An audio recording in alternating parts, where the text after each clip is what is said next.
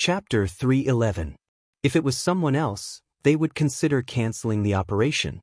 But Tai, who had always been a serious person, since the young master said that there might be an ambush on the way back, how could he be careless?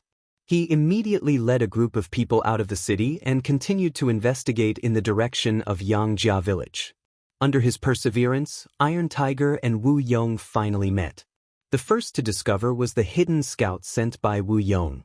Although the other party had hidden very well, but in the eyes of Langya, this kind of concealment technique was child's play. But the scout that was sent out did have some ability. He actually let out a cry before he died. In the dark night, the sudden cry finally attracted Wu Yong's attention. Instinctively, he felt that something was wrong and ran away. Before some of his brothers could react, Tai Hu and his men appeared like divine soldiers descending from the sky. Then a series of gunshots rang out. Although the people who stayed here to ambush were skilled, but facing the equally skilled Langya who had better weapons and equipment, it seemed that they would be at a disadvantage. The tri-edge army knife could not only cause a wound that was difficult to heal, but it was also powerful because of the hardness of its material. When the user was strong enough, and the battle between the two sides started with an explosive battle, it could easily break ordinary weapons like swords, spears, swords, halberds, and so on. Imagine, after a confrontation, one side's weapon broke into two. What kind of consequences would that cause? Wu Yong's advantage in terms of weapons and his sudden appearance caught the other party off guard. Even though there were quite a number of world of martial arts experts in Wu Yong's group and their attacks were ruthless, they still began to suffer casualties after a few exchanges. Screams could be heard, and from those screams, Wu Yong could roughly distinguish who was injured, fell into a trap, and suffered losses. As for someone finding him, to be honest, Wu Yong had thought about this before, but it was just a fleeting thought in his mind. He had investigated Yang Chendong. Although this person's methods were powerful, but he also had a big shortcoming, and that was that there were too few people he could use. Although this time the Supreme Court and the soldiers of the 5 cities military office would assist him, but what could they do to the Blackwell general? What could they do to the Blackwater gang? That would truly be a joke. At the end of the day, if they were to really fight, the most mysterious mercenary group would probably be the ones to lead the Duke of Loyalty. Since that was the case, excluding the people in the manor who were attacking and defending, there should not be many people left. How could they be a threat to him? It was precisely because he had underestimated them that he felt helpless when facing the sudden appearance of the wolf fangs. But no matter what, Wu Yong was able to become the sect's second-in-command and was given the title of military advisor. His mind was still very quick. Let's go! Without the slightest hesitation, after Wu Yong shouted this sentence, he had already brought a few of his trusted aides and quickly retreated. That kind of decisiveness made it seem as if he did not hear the screams of his brothers behind him from time to time. At this moment, what they had said when they were together, they would share blessings and hardships together, was so laughable and childish. Since it was an ambush, once it was discovered, the meaning would naturally change. Since there was no chance left, what were they waiting for? Wu Yong left, but he only brought 4 or 5 of his brothers with him. Without the slightest hesitation, Tai Hu lost track of the other party after killing 4 of the bandits. Looking at the empty ambush ground, all he could do was to sigh and say, "You guys ran fast." He ended this round of slaughter. It was not accurate to say that it was a slaughter, because in this battle, 4 of the Wolf Fang's brothers were actually injured. One of the injuries was quite serious. Although it was not life-threatening, he would not be able to get out of bed for at least a month. This result naturally caused the captain, Tai Hu, to be dissatisfied. However, he also knew that although the Wolf Fangs were the elites of the elites, the strength of the opponents this time was not weak. Moreover, the number of people was several times their own. In addition, they had more training than actual combat, so the opportunity to face off with a blade like this was still too little. But fortunately, as long as no one died after experiencing today's events, presumably once they recovered and returned, their strength should be on another level. The Wolf Fangs were unprepared, but still suffered some injuries. It was conceivable that if they suddenly appeared, it might really threaten Yang Chendong's life. Speaking of Yang Chendong at this moment, He was standing on Heijing Street, commanding the bailiffs, constables, and soldiers of the 5 cities warden office to clean up the battlefield. They originally thought that this would be a bloody battle. Whether it was the Supreme Court or the 5 cities warden office, the soldiers who participated in this operation were all nervous. Although they knew that the leader this time was the military god, when they thought of the various deeds of the Blackwater Gang, it was impossible to say that they were not at all afraid in their hearts. As a martial artist, fame was originally obtained by risking one's life. If one wanted to climb up, it was impossible to not pay a price and even not take risks.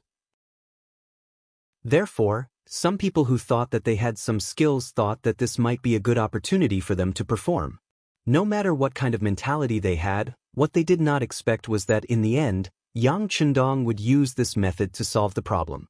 The roar of the cannons shook the sky, and the entire Heijing Street fell into a vast sea of fire. It was a completely one-sided attack. What originally seemed to be a very difficult thing was done so easily, which shocked everyone and made them speechless. This was an open scheme. It was an open and above-board method of attack. In this way, the problem was solved and the bystanders had nothing to say.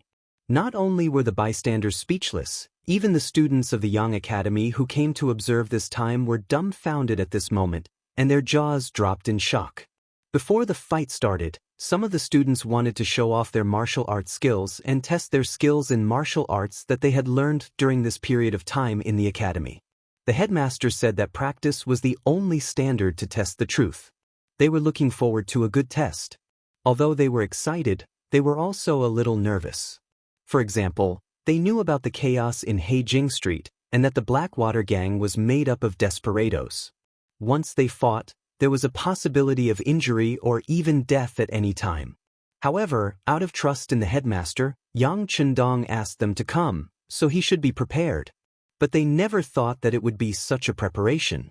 They were simply here to watch a show, and there was no chance for them to do anything.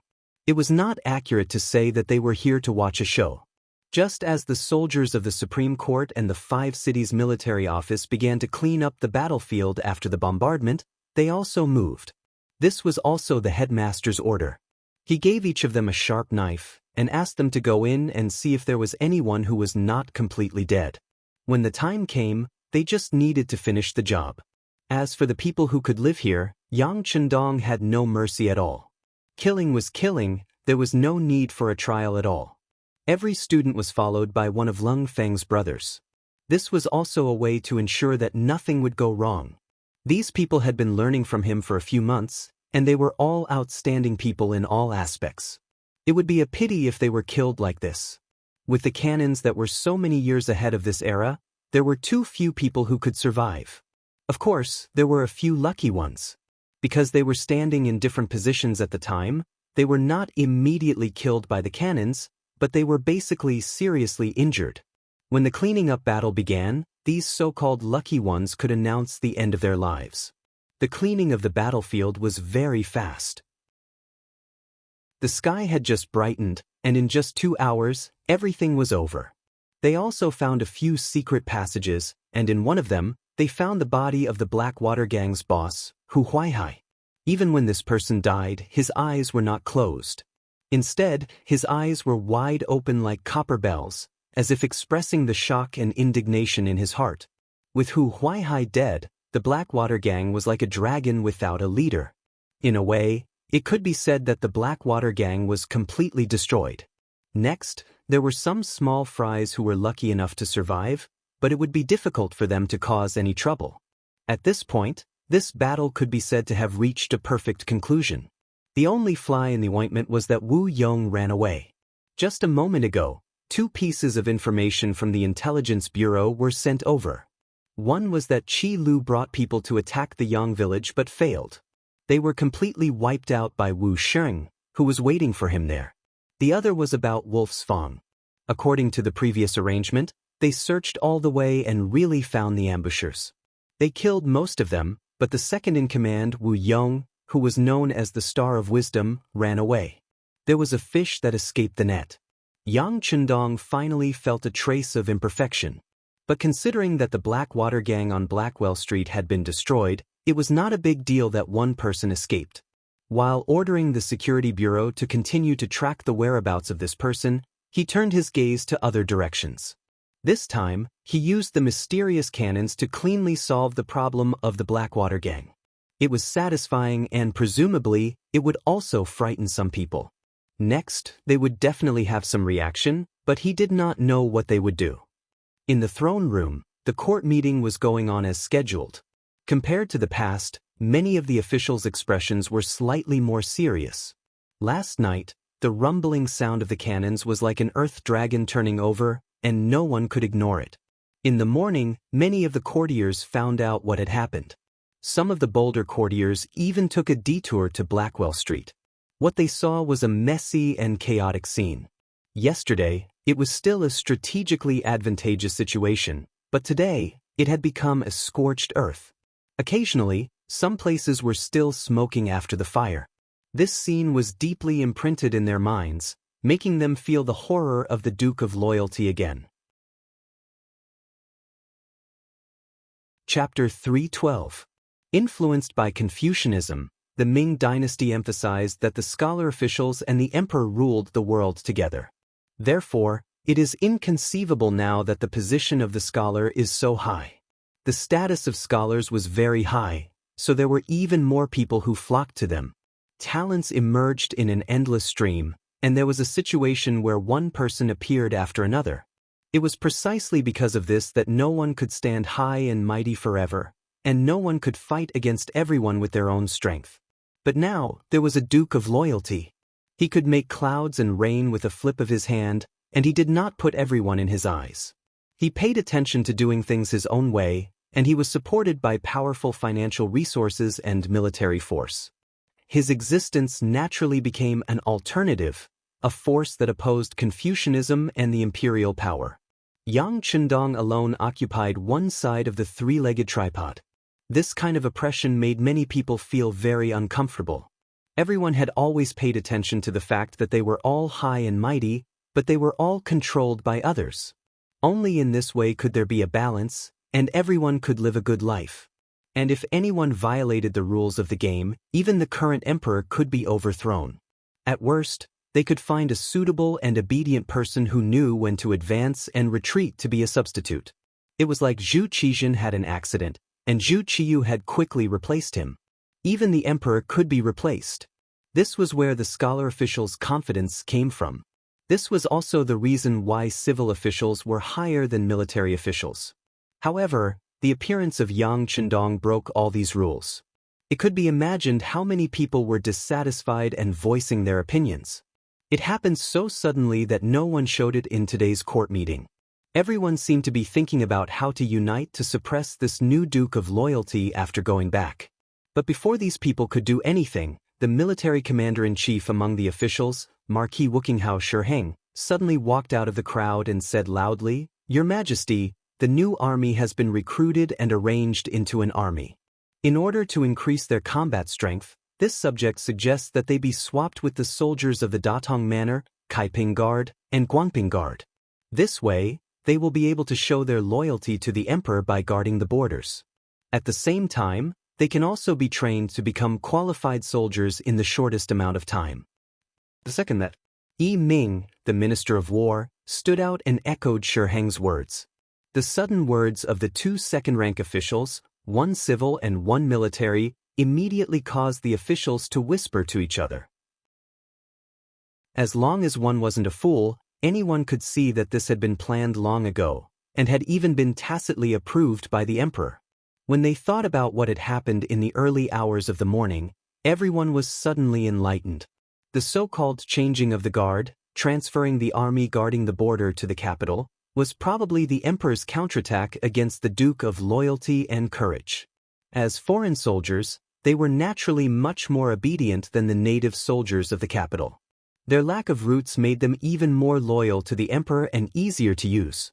Of course, the important thing was that they were rather unfamiliar with the name of the Duke of Loyalty and Courage. They were far less inclined to believe in the Duke of Loyalty and Courage than the able-bodied men of the capital. If they were replaced with soldiers, the war god's influence in the army would be greatly reduced. In this way, The emperor would have a much better chance of success if he wanted to make a move.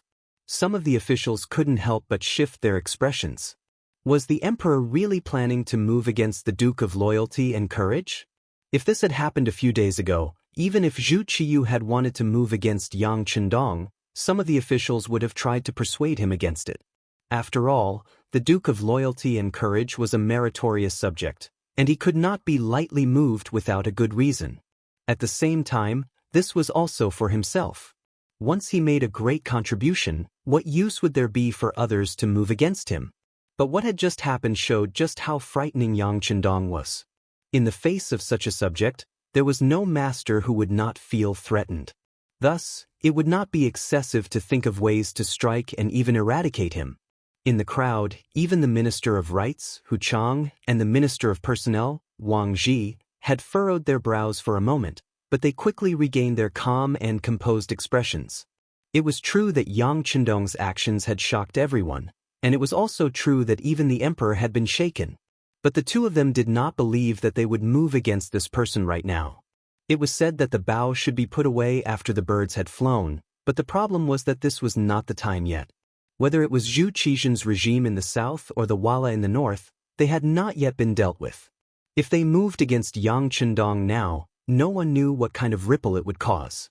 No matter how dissatisfied Zhu Qiyu was, he did not dare to move recklessly at this moment. For no other reason than the fact that he could not bear the consequences. Without Yang Chendong, the Ying sect in the south could attack at any time, and there would be no buffer between the brothers. Without Yang Chendong, the Wala in the north could attack once more, and his current strength would not be enough to stop them. Just these two conditions alone were enough. Zhu Qiyu probably also saw this point, so he only made adjustments to the troops. This was also a disguised warning to Yang Chendong that he should not go too far. Otherwise, the Ming army, which had no influence on him, could attack him. Although both sides might suffer losses, no one would be willing to bear such an outcome. Speaking of which, this was just a way to check and balance each other. Since the emperor had done this, it proved that he had no intention of falling out with him, and there would not be any danger. Hu Chang was Hu Yan's grandfather, and now that he had a marriage alliance with the Yang family, if something happened, he would not be able to escape responsibility. Wang Zhi was Wang Xi's grandfather, and his favorite grandson was studying in the Yang Chendong Academy. He had become one of Yang Chendong's students, and it was said that he was a very important student. In this way, with the title of master and disciple, many benefits were naturally tied together. The tie between benefits and family made it impossible for the two ministers to ignore everything that had happened. They even wondered if they should persuade Yang Chendong to keep a low profile.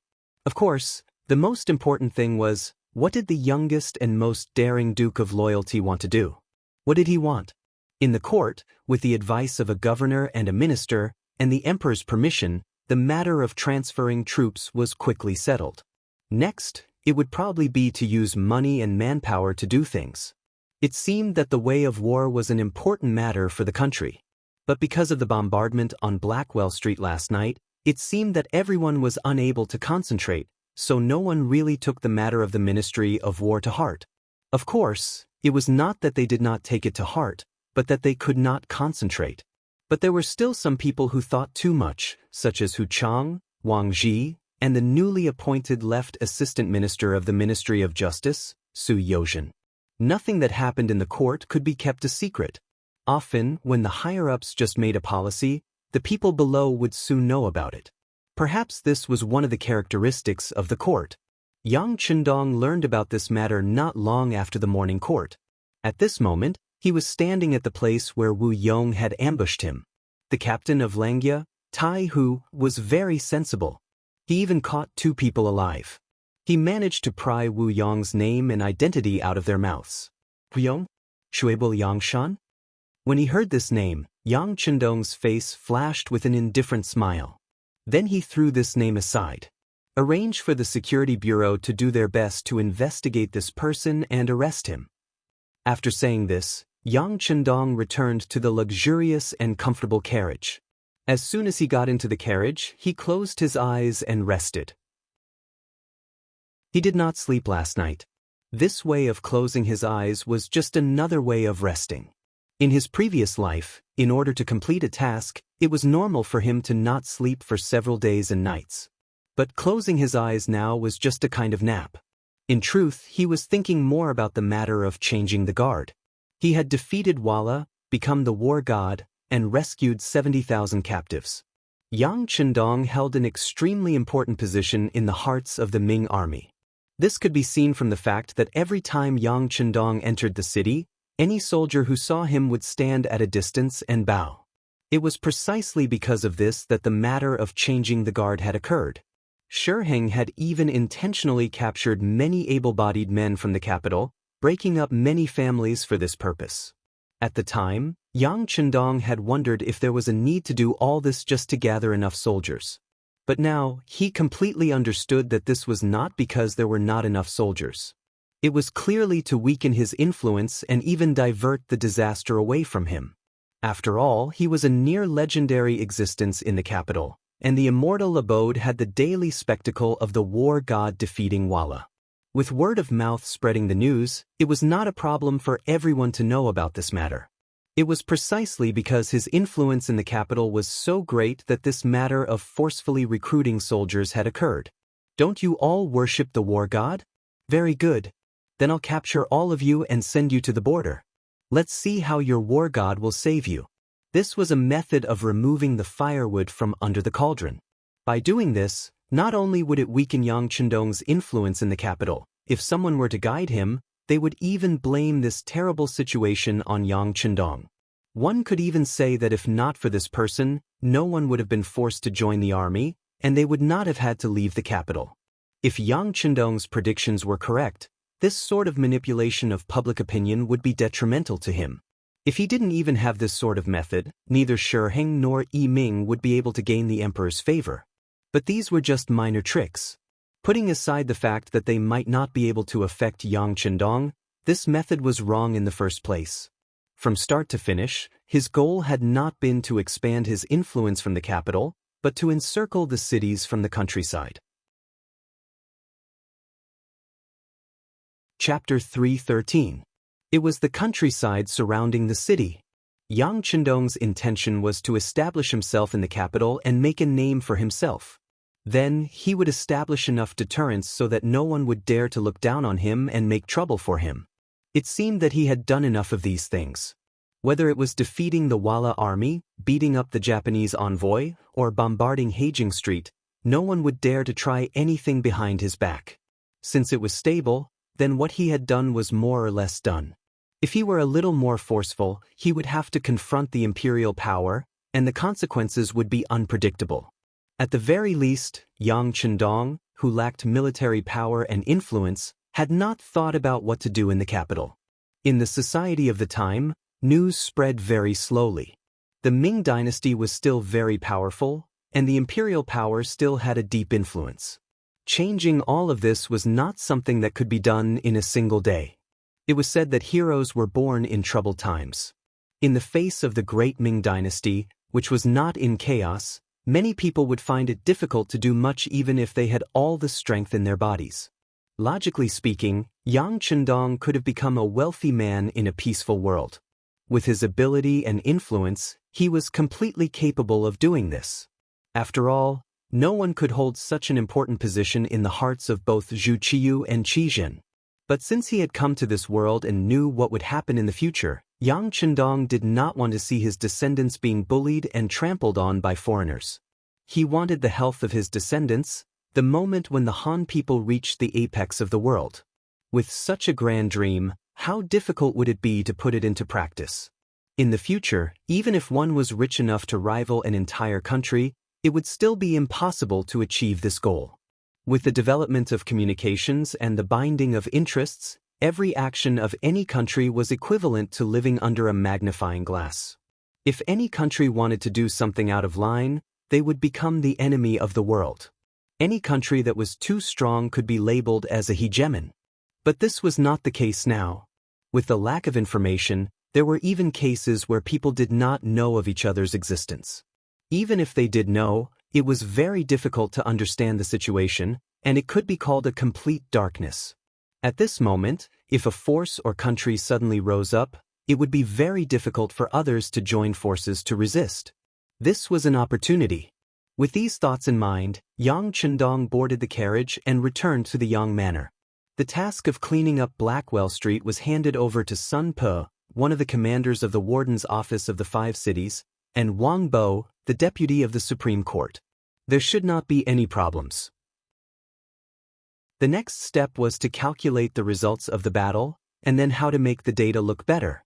Anyone with a little brain would know what to do. For Yang Chendong, this operation was more of a deterrent, a timely show of the tiger's fangs to warn some people. As for how Zhu Qiyu, who had begun to counterattack because of this matter, would change the defense, he would just treat it as a big show to watch. In any case, no matter who it was, he believed that they wouldn't touch him unless they had absolute confidence. Of course, he did it on purpose this time. He wanted to find an excuse for himself and for Zhu Qiyu. He believed that when the right time came, he would be able to grasp it. Before the opportunity appeared, Yang Chendong still focused on the Yang Academy. If everything went well, he would probably leave the capital for a period of time. Before that, how to train the first batch of students was a must. Just like a tiger patrolling the mountains, Yang Chendong returned to the Yang family manor after showing off his prowess. From all kinds of information, it seemed that he was once again the head of the academy with only a few dozen students. When this news spread, many of the important officials were puzzled. Among the officials of the Great Ming Dynasty, Yang Chendong was definitely an exception and a different existence. Only the Confucian school was respected, so the status of scholars and learned people was far higher than the other common people, merchants, craftsmen, and soldiers. Under the policy of using literature to suppress force, the status of scholars in society was even higher. They seemed to be able to casually point out the country and make judgments about the affairs of the world. Coupled with the fact that they were from the same sect, it was easier for them to band together. This led to the situation where the scholar officials and the emperor ruled the world. Yang Chendong was the descendant of Yang Rong, the son of the three Yangs. Even if he didn't know anything with his status, he wouldn't have a bad life. As long as he had a little ability, he would be able to sit high in the imperial court. It was even possible for him to repeat the past glory of the Yang clan. This was the so-called good birth. However, Yang Chendong had a good birth and was extremely capable. He had even made great contributions and was greatly indebted to both the northern and southern emperors of the Great Ming Dynasty. If such a person were to sit high in the imperial court, he would be a symbol of a boundless future. Once he had enough experience, it was not impossible for him to become an important official or even a powerful official. It could be said that his future was bright, but he showed that he was uninterested in the imperial court. All he cared about every day was doing business and teaching students. He didn't teach orthodox Confucianism, nor did he teach the Analects of Confucius, the 4 books, or the 5 classics. Instead, he included magic, chemistry, physics, geography, and other things that were called unorthodox at that time. Under the rule of Confucianism, the status of merchants was very low. Even if you were rich, even very rich, if you didn't have enough background, everything you had would become a gift to others. This was the reason why many famous merchants would still be very respectful when facing aristocratic families who were far less wealthy than them. However, it was this business that wasn't recognized by mainstream society that Yang Chendong was willing to dive into and play with. Doing business, teaching unorthodox methods, all these actions really gave people a feeling of not doing proper work. This was what made the important officials and even the acting sect master, Zhu Qizhen, unable to understand. Sometimes, the emperor who had stolen his brother's throne couldn't help but wonder what the Duke of Loyalty and Courage that he had bestowed upon him actually wanted.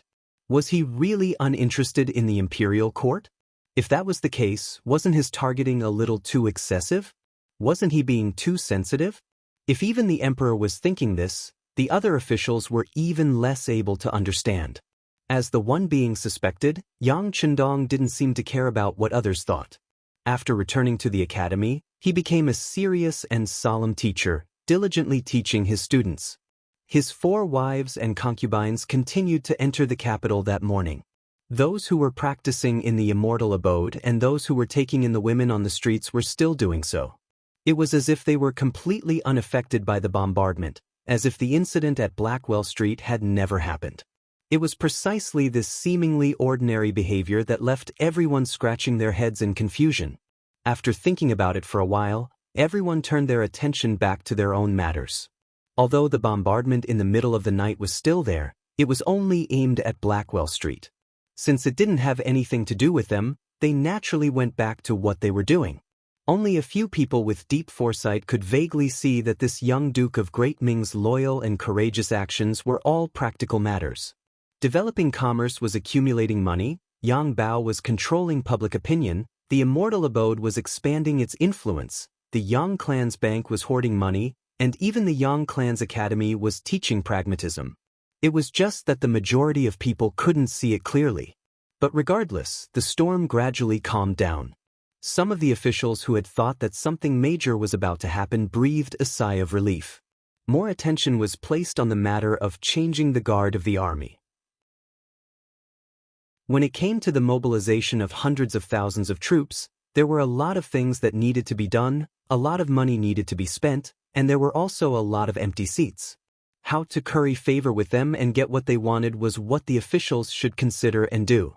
With Zhu Qiyu's approval and powerful officials like Shi Hang and Yi Ming taking charge, the matter of changing the guard of the army began to unfold with great vigor. Squad after squad of soldiers walked out of the capital, and squad after squad of soldiers entered the capital in an orderly fashion. This display of the Great Ming's military strength allowed even more officials and nobles to relax and enjoy their lives.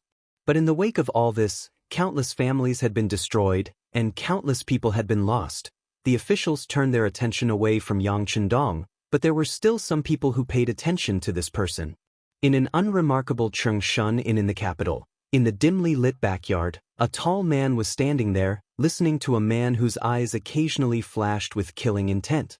Big Brother Yen, my big brother and third brother died too unjustly this time. You have to uphold justice for us. The shorter man, who was dressed like a wanderer of the Jianghu, had said many things before concluding with these words. He seemed to be weeping about something. Unjustly. The person who was addressed as Big Brother Yen uttered one word. It was unknown whether he was sighing or speaking from his emotions. He shook his head lightly and continued, You two brothers went up against the Duke of Loyalty and Courage of the Great Ming Dynasty, who is also known as the God of War. Since you did it, you should have expected such an ending. Yes, we were careless in this matter. But no matter what, he shouldn't have been so ruthless. It's a pity that my elder brother was killed by the bombardment in the secret passage, and my third brother was killed by a flintlock. If I don't do something, I won't have the face to see my brothers after I die, the scholar continued to speak. He didn't seem to want to give up.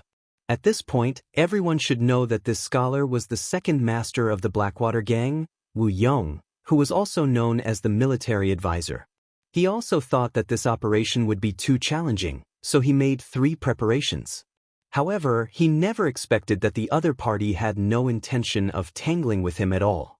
Instead, the other party used an advanced firearm and ended everything with a single push.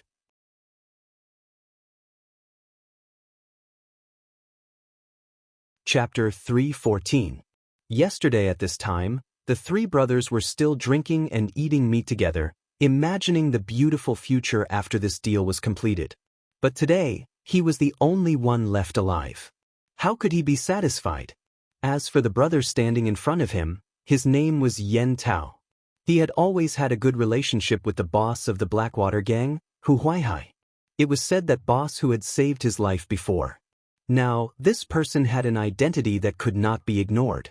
He was the chief arrester of the Ministry of Justice. The arrester was the so-called criminal police of the Public Security Bureau. Usually, such a person was not only good at fighting, but also very smart. And to be able to stand out in this team and become the chief arrester, it could be seen how good his fighting skills and wisdom were. Even in this environment where officials and nobles gathered in the capital, the identity of the chief arrester of the Ministry of Justice was also well known and could not be ignored. It was precisely because of his power that Wu Yong found Yen Tao after escaping from the attack of the wolves Fong to avenge his brothers. Of course, this time his opponent was Yang Chendong. Wu Yong knew that it was not realistic to only rely on the previous kindness to persuade him. So when he asked Yen Tao to come out, he also made another preparation, which was to give him a big gift. In this world, living was nothing more than living for nothing more than a mouth. Under this condition, how to live a better life, more face, and more status would become a higher level of pursuit. People like Yen Tao naturally had face and even some power. But because of the importance of his position, there were many people who had their eyes on him. There were not many ways to live a more luxurious life in terms of money. Wu Yong saw this point, and this time he used it as a breakthrough point. Seeing that Yen Tao did not agree to avenge his elder brother and third brother, he gritted his teeth and said, "Big brother Yen, as long as you can avenge my elder brother and younger brother, the Blackwater Gang is willing to give you all the benefits that we have accumulated over the years." Hearing the benefits, Yen Tao seemed to be confused. But the fast twitching of the corner of his eyes was still noticed by the clever Wu Yong. "That's right. It's the gold and silver that we've plundered over the years. Adding it all together, it's about 800,000 taels. As long as we can take revenge, all of this will belong to Brother Yen." 800,000 taels was undoubtedly a huge sum of money. Although Yen Tao was one of the chief constables of the Ministry of Justice, and people often gave him gifts, it was still a lot less than this amount. No one would be moved by it. On the other side, Wu Yong had already used his trump card. Naturally, he wouldn't stop there. He continued to say, "Big brother Yen, although the matter between you and our Blackwater Gang is secretive, it's not like we don't have any clues. If you really want to find it, it's possible." With that loyal and courageous Duke's character, he must have found out about our previous relationship. Would he spare me? But with these 800,000 taels of silver, it will be different. You can no longer be a constable. You can go far away at any time and find a place where no one knows you to be a rich man. Wouldn't that be great? On one hand, there were threats, and on the other hand, there were benefits. It was a game of steamed buns and sticks. And in Yen Tao's ears, there was no doubt that there were bolts of thunder. Even if he wanted to peacefully deal with the matter in front of him, he probably couldn't.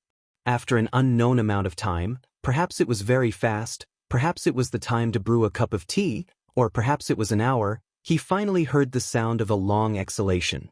Obviously, he had already made a decision. "This matter is troublesome. You can stay here first. Don't worry, this is one of the strongholds under my jurisdiction. No one will find this place." Yen Tao agreed. Wu Yong's face was immediately filled with joy as he said, "I'll listen to Big Brother Yen. I'll stay here." Wu Yong was confident that Yen Tao wouldn't do anything to him. He didn't see any benefits, nor did he see any other brothers. Who knew if he had left any backup plans outside? Once something happened, his relationship with the Blackwater Gang would be exposed to the world. Relying on this, Yen Tao naturally didn't dare to have any devious thoughts. Even if there was one, it could only appear when he killed Yang Chendong and got the money to escape to the end of the world. Seeing that Wu Yong was so tactful, Yen Tao nodded his head in satisfaction. "But since we have to make preparations, we can't do without the silver taels. Don't worry, Big Brother Yen. I'll arrange for someone to send the silver taels over tonight. Is 400,000 taels enough?" "It's enough," Yen Tao happily replied. In a sense, these 400,000 taels of silver were taken from the 800,000 taels that he deserved. According to the rules of the martial arts world, he had to collect half of it as a deposit. From the looks of it, Yen Tao was really prepared to help. After discussing the matter and appeasing Wu Yong, Yen Tao left Chengshan Inn. However, he didn't go in the direction of the Ministry of Justice. Instead, he walked a few rounds on the streets as if he was bored.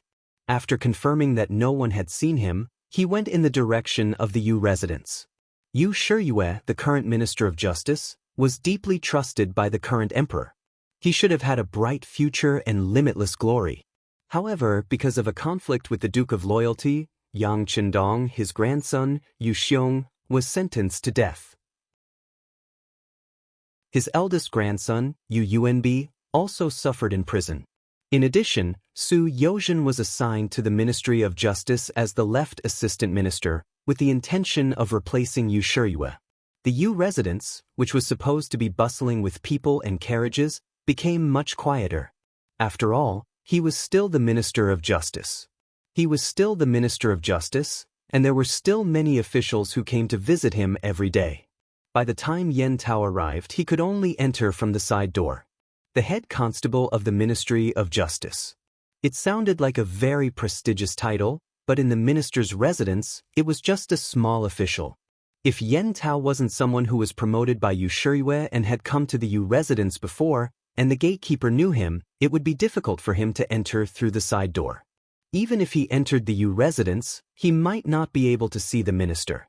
He came to a slightly remote side hall and waited for more than 2 hours. After drinking a few pots of tea, he finally heard the sound of footsteps outside the door.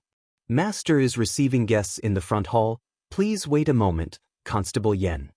The Yu residence steward who was in charge of leading him said with a formal smile. "Okay."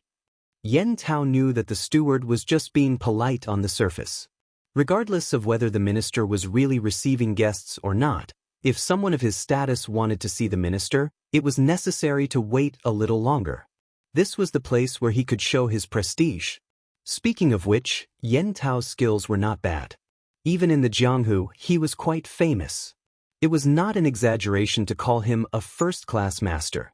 However, under the environment that emphasized culture and suppressed martial arts, not to mention a constable with good skills, even a general who killed on the battlefield would not have any status in the minister's residence. This was the rule under the influence of the Confucian school. Martial artists were not valued and were seen as simple-minded and physically developed. Such people had no future and could even be the main factor in civil strife. Merchants were suppressed because they were seen as people who only cared about profit. Such people, if there was milk, then there was mother. They had no father, country, or family in their eyes. For profit, they would do anything and betray anyone. Speaking of which, Yan Tao sat in a side hall and stayed there for more than half an hour. However, he sat upright and there was no trace of anxiety on his face. It could be seen that he was a person who could achieve great things. Time passed little by little and there was a sound of footsteps in the distance. Hearing the sound of footsteps, Yan Tao quickly stood up with a very respectful look. However, when the person appeared, he raised his head and there was a slight surprise in his eyes. "Young Master Yu?" "That's right, it's me." "Grandfather knew that you were here, but there was something he couldn't get away from, so he let me come." Constable Yen, take a seat." The person who came was Yu Yuanbi, Yu Shiyue's most admired eldest grandson. In order to train him, he would usually be in charge of receiving guests when there was no important matter. This was also a method of training. The minister did not appear, but Yu Yuanbi did. Yan Tao was somewhat disappointed. However, when he thought about how Yu Xiong had died at the hands of the Duke of Loyalty, Yang Chendong, he had a glimmer of hope in his heart. Perhaps this person wanted revenge more than him. As a hot-blooded young man, he should be easier to fool than a minister like Yu Shiyue. After making up his mind, Yan Tao's expression became much calmer. He first sat down, then held a cup of tea and said casually, "Actually, this constable didn't come here for anything.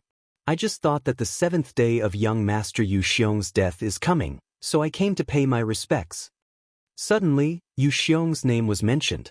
Yu Xiong's death could be said to be the shame of the entire Yu family. Now that someone mentioned it in front of him, and only as a chief constable, Yu Yuanbi's expression changed. He said with a livid face, "Yan Tao, what are you trying to do? Don't you want to work anymore?" "Young Master Yu, please calm down. Things are not what you think. In fact, this constable is here for this matter. Instead of keeping the matter of young Master Yu Xiong under wraps, it would be better to take revenge. That would be the only way to solve the problem. But I don't know if young Master Yu Xiong has the guts to do such a thing." As a chief constable, Yan Tao's ability to grasp people's hearts was very strong when interrogating criminals. This time, he used provocation to force Yu Yuanbi to make a choice. "Revenge?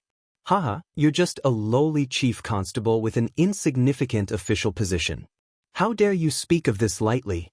Unless you have some ability? Yunb could roughly guess Yen Tao's background. However, when he thought of Yang Chendong's power and ability, he still did not dare to do anything. Chapter 3:15. Just as young master you said, this constable does have some ability. At least I still have some useful people in my hands. After saying all this with a smile on his face, Yen Tao suddenly leaned forward and said a name from his mouth. It was Wu Yong's name. The Black Water Gang had been wiped out overnight. Only the second in command, Wu Yong, had escaped. Now that they were in the middle of a large-scale manhunt, any smart person would be able to guess why Yen Tao suddenly mentioned this person. Oh! Yunb's expression instantly lit up. He finally knew why Yen Tao had come to find him. He really did have some confidence. Just as Yunb was thinking, Yen Tao's voice sounded in his ear again. If the matter is done well, we can naturally take revenge. Even if it isn't done well, it has nothing to do with us. We won't lose anything. Besides, as long as the plan is well thought out, there shouldn't be any accidents in a surprise attack. After all, humans have flaws. Humans are made of flesh and blood. Swords and spears can take lives. Not bad, not bad. Yunb laughed loudly, then pointed to the teacup on the table and said, Big Brother Yen, please have some tea. Yunb had changed the way he addressed Yen Tao from Constable Yen to Big Brother Yen. This was his way of expressing their closeness, and it also meant that he would support the other party. How could Yen Tao not feel it? He immediately laughed and drank from the teacup. Good, let's have some tea together. Speaking of which, the tea in the minister's residence is really good. Haha, if Big Brother Yen likes it, you can bring some back later, Yunb said with a face full of enthusiasm. After that, the two of them lowered their heads and conspired for a long time. When Yen Tao left satisfied, he went straight to his grandfather's study. Yunb had made the decision on his own and agreed to cooperate with Yen Tao. This wasn't a whim, but because he knew that if the Yu family wanted to develop, Yang Chendong, this stumbling block, had to be kicked away. Otherwise, if they couldn't even protect themselves, how could they talk about spreading their name? After understanding all this, he predicted that even if his grandfather knew about this matter, he wouldn't object. Sure enough, he entered the study and explained to Yu Shuriwei why Yen Tao came. The Minister of Justice was silent for a while before nodding. Do things secretly. However, since we're going to make a move, we can't give the other party the slightest chance. You should also go and make some arrangements. If the time is right, you can add a stab. In short, it's fine if you don't make a move, but if you do, it must be a thunderous method. He never thought that his grandfather would put everything on the line and ask him to do it himself. Yunb couldn't help but say excitedly, Grandfather, don't worry. I'll make the arrangements right away. As long as there's a chance, I'll definitely make him suffer the pain of having his heart pierced by thousands of arrows. The reason why Yu Shuriwei was so ruthless was naturally because the situation in the imperial court was already pressuring him. Especially after Su Yozhen became the left assistant minister of the Ministry of Justice, this person wantonly bought people's hearts and had already begun to shake his authority in the Ministry of Justice. If he couldn't deal with the foreign enemy Yang Chendong, it wouldn't be long before his position as Minister of Justice would be useless. Since there was no way out, he could only take the initiative to attack. Yen Tao's arrival was no doubt tantamount to giving him a chance to make a move. Although there were risks, but wealth was originally sought in the midst of danger. How could one achieve great things without being ruthless? Moreover, after Yen Tao left the Yu residence, he went to contact Wu Yong. Yen Tao was like a walker walking in the dark. At night, he knocked on the door of Chengshun Inn and saw the second-in-command of the Blackwater Gang, Wu Yong, who was waiting for news. Wu Yong was already burning with anxiety. He was even prepared to escape at any time because he really didn't know whether Yen Tao was reliable or not. Although he was indebted to this person in the past, it didn't prevent him from suddenly killing him. However, the moment he saw the tall Yen Tao appear, Wu Yong still looked very calm. At least on the surface, there wasn't the slightest hint of fear or terror. To be able to become one of the 4 chief constables of the Ministry of Justice, Yen Tao was not only skilled in martial arts, but also unusually quick-witted. He might have thought of something long ago, but just didn't want to say it. Tonight he came here for business. He went to the home of the Minister of the Ministry of Justice and gained a lot. This time, he came here to tell him part of his plan. Second Master Wu, I've decided to help you. Here's a list of materials. They are all bloody men in the Green Forest. They only recognize money and not people. How to persuade them to help you, you just have to work hard. But remember, if there is no accident, there will be an opportunity in a few days. Whether you can seize it or not depends on you. After putting down the information on the mercenaries in the capital, Yen Tao stayed for a while longer before leaving. He knew of Wu Yong's abilities, and he was confident that he would have no problem recruiting these men to work for him for the time being. As for the people in the materials, in fact, they were some bandits with names in the Ministry of Justice. Some of them even had bloody cases. Such people were the so-called scum of society. However, it was undeniable that these people had a clean background. Even if someone wanted to use them, it would only be a temporary exchange of power and money. No one would support them. This way, it could be guaranteed that when they were used, the news would not be leaked out quickly. Moreover, with Wu Yong's intelligence, he would not make things too clear.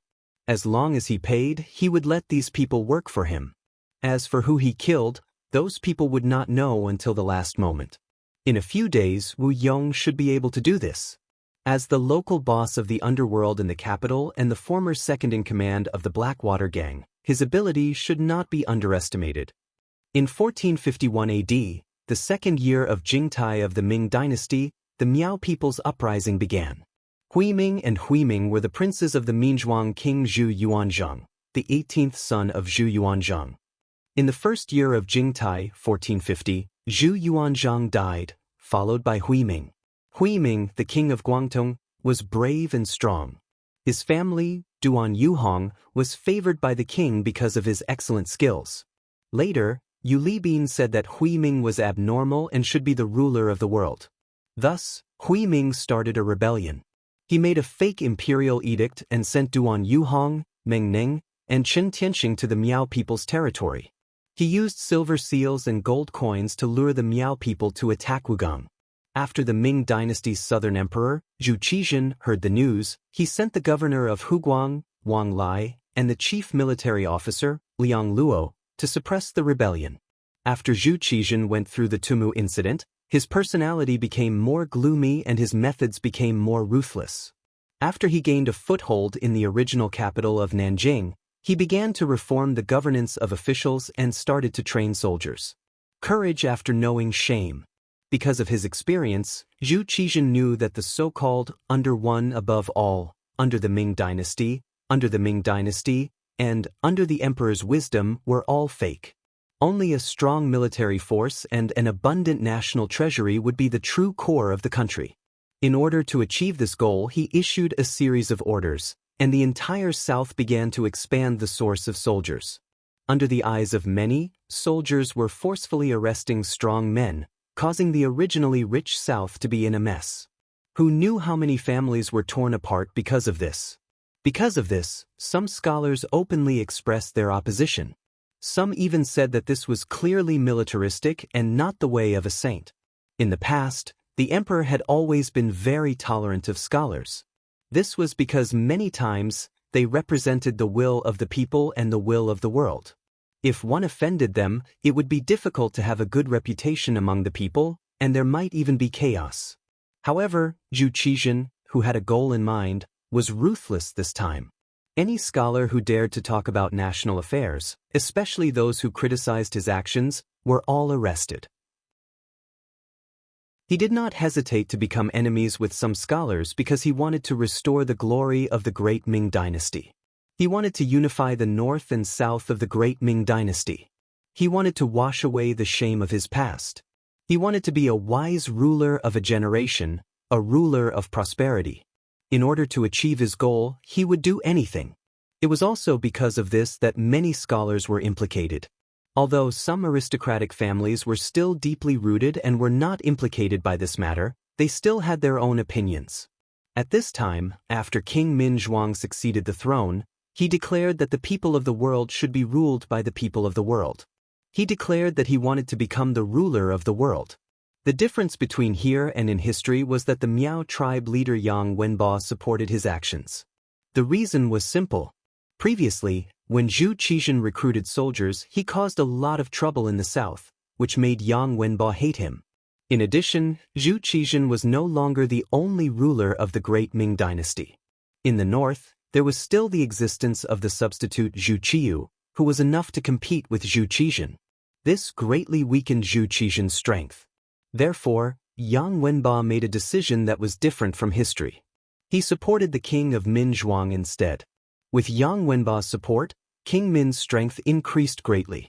Wugong, which was located in the southwest of Hunan province, was broken through in 3 days. After winning the first battle and taking down King Min's emblem, he finally gained the recognition of some aristocratic families. After receiving some support in terms of gold, silver, and grain, his power increased. He had the potential to become the king of the south. When King Min's matter came out, Zhu Qizhen naturally flew into a rage. While sending troops, he also sighed in the palace. Zhu Qiyu took the throne when his life and death was uncertain. It could be said that there was a reason for this. Although Zhu Qiyu did not recognize him later, when he came to Nanjing to establish the South Ming dynasty, Zhu Qiyu did not do anything to stop him. To put it bluntly, Zhu Qiyu acknowledged his existence in private. On the surface, Zhu Qiyu still called him King Yu. This was something that could not be helped. However, who was Zhu Huizhen? He was just a small descendant of King Min Zhuang. How dare he call himself a king? This was touching his reverse scale. Even if there was internal friction, he would not let him make a big deal out of it. In the palace, Zhu Qizhen was not in a good mood. He was so tired that Empress Qian was also in a bad mood. Chapter 316. It was a common situation in the Great Ming Dynasty at that time, not to mention that Empress Qian had always loved Zhu Qizhen. If Empress Qian was worried, she would be more worried. Empress, His Majesty is talented and intelligent. You don't have to worry too much. A young eunuch was standing beside Empress Qian and speaking carefully. He was a eunuch who was not very old but had an extraordinary manner of speech. He was Mao Mu, the eunuch who had been indebted to Yang Chendong and was later ordered to follow Empress Qian out of the capital. Before the Tumu incident, Mao Mu already had some status in the imperial harem. Zhu Qizhen's life was unknown, and the chief eunuch, Wang Zhen, died in the chaos. As a eunuch promoted by Wang Zhen, he was also implicated. It was only after he took out most of his wealth that he was able to save his life. It was not until Yang Chendong returned to the capital that everything became better. Later, he approached Empress Qian on behalf of Yang Chendong and finally came to Nanjing. After seeing Zhu Qizhen become the South Emperor, he became the most trusted eunuch of Empress Qian and had some status in Zhu Qizhen's heart. Seeing that his master, Empress Qian, was in a depressed mood, Mao Mu tried to explain carefully. Alas, His Majesty's fate is not good.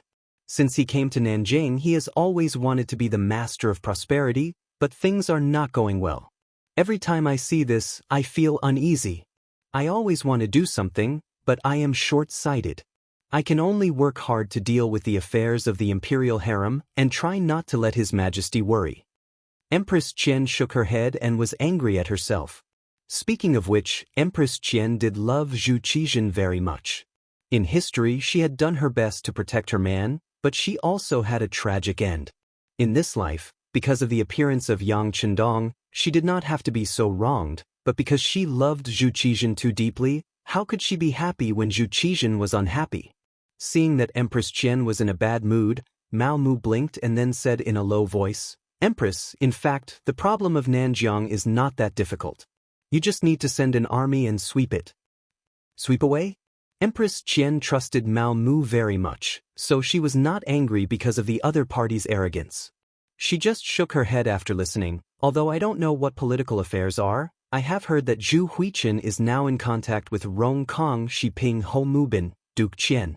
In the name of jointly ruling the world, his power is getting stronger and stronger. Rong Kong, Shiping Ho Mubin, was a member of the Mu clan.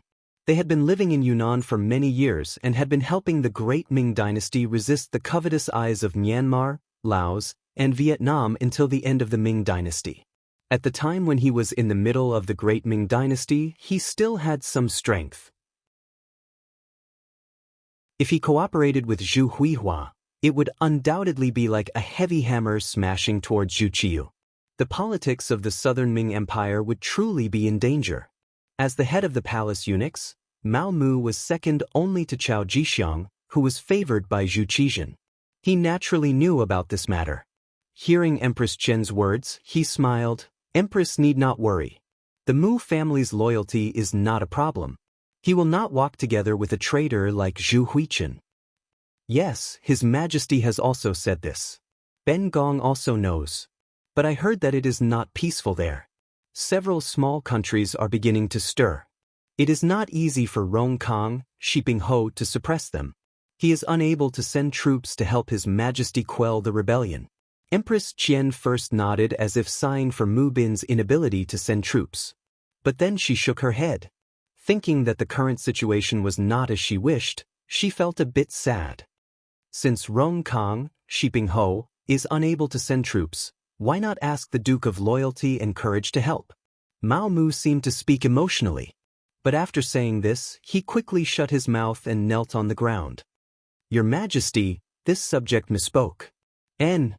Facing Mao Mu's performance, Empress Qian was first stunned. Then something seemed to flash through her mind. Wait, what did you just say? This subject misspoke. Empress, please punish me. At this moment, Mao Mu lowered his head deeply, looking like he had done something wrong. Mao Mu's actions were indeed too much. How could he, a eunuch, talk about national affairs at any time? The aftermath of Wang Zhen's intimidation of the government was not over. Based on what he said just now, even if he had to be convicted, it would not be too much. Empress Qian did not think so much. She was only thinking about Zhu Qizhen. She did not intend to pursue Mao Mu's unintentional words. On the contrary, when the title of the Duke of Loyalty and Courage came out, the young man who saved her from the palace flashed through her mind. For some reason, she seemed to see a light in her originally gloomy heart. Can he? Empress Qian seemed to be talking to herself, but also seemed to be asking Mao Mu in front of her. Mao Mu's head was originally lowered, but his eyes were constantly moving. He knew his identity. He was a spy arranged by Yang Chendong around Zhu Qizhen. When something big happened here, he could ensure that he could get accurate information at the first time. This time, the Security Bureau, which rarely contacted him, directly found him and said that the sixth young master was preparing to go south. They asked him to coordinate and find an opportunity to command troops.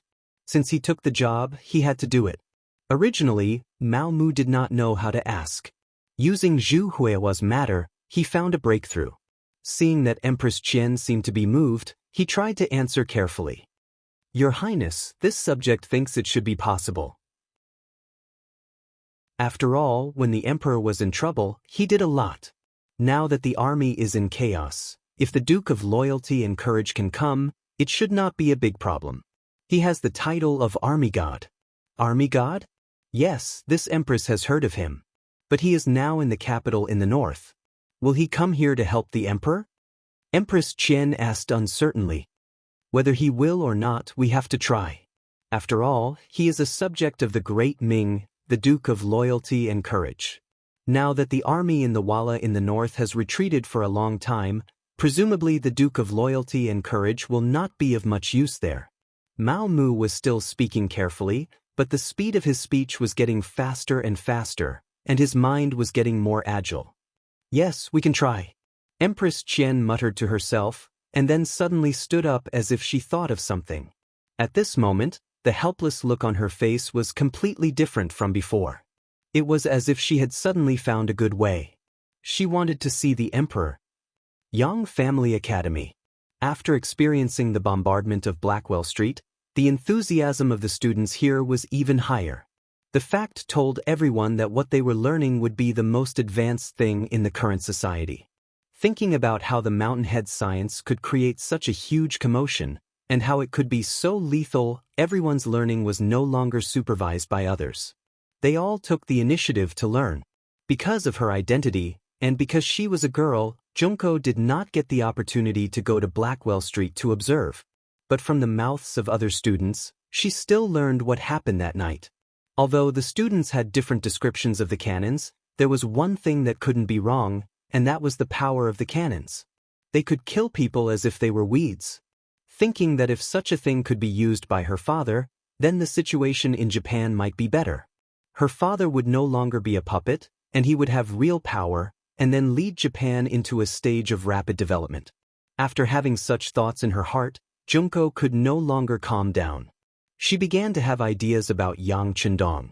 Junko's Chinese was barely passable, but in terms of learning, she naturally could not be compared with the students of the great Ming dynasty.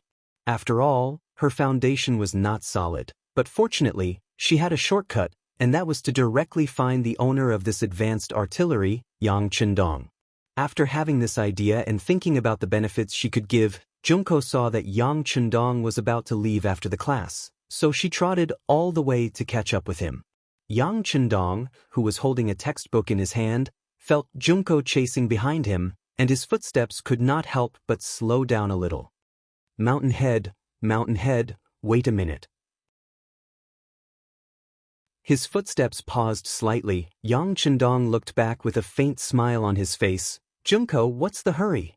Mountain head, so. Zhongdan Kun, I have something to discuss with you.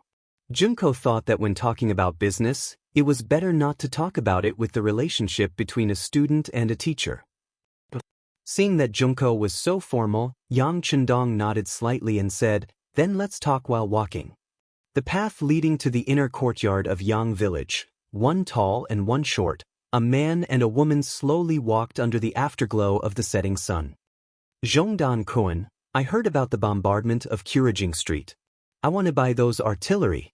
Name a price, no matter how much money it is, I can find a way to get it. Junko's voice was filled with great determination. She had known Yang Chendong for a long time, and she knew that he did not like to beat around the bush, so she simply went straight to the point. Buy artillery? Yang Chendong was stunned for a moment before he shook his head. I'm sorry, I borrowed the cannon. The implication was that the artillery was not his. Junko naturally knew a little about this. She knew that there were powerful mercenaries behind this Zhongdan Kun.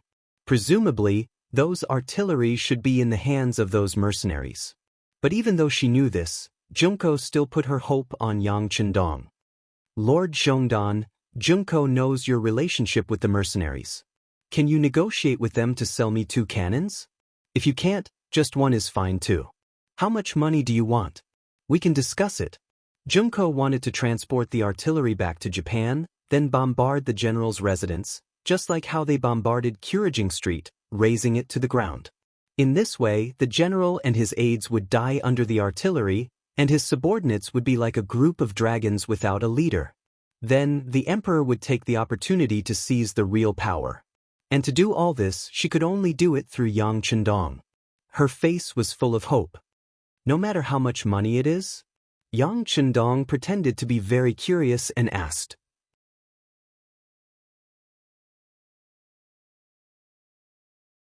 Chapter 317. Yes, we can discuss any amount. Junko blinked her beautiful big eyes. Any amount is negotiable? Yang Chendong repeated this sentence and saw the sincerity in the other party's eyes. He couldn't help but smile and said, but do you know that when I wanted to buy 1, the other party asked for 10 million taels? 10 million taels. Hiss. After hearing the price, a look of shock flashed across Junko Yu's face, followed by hesitation and confusion. Haha. Yang Chendong couldn't help but laugh after seeing her reaction.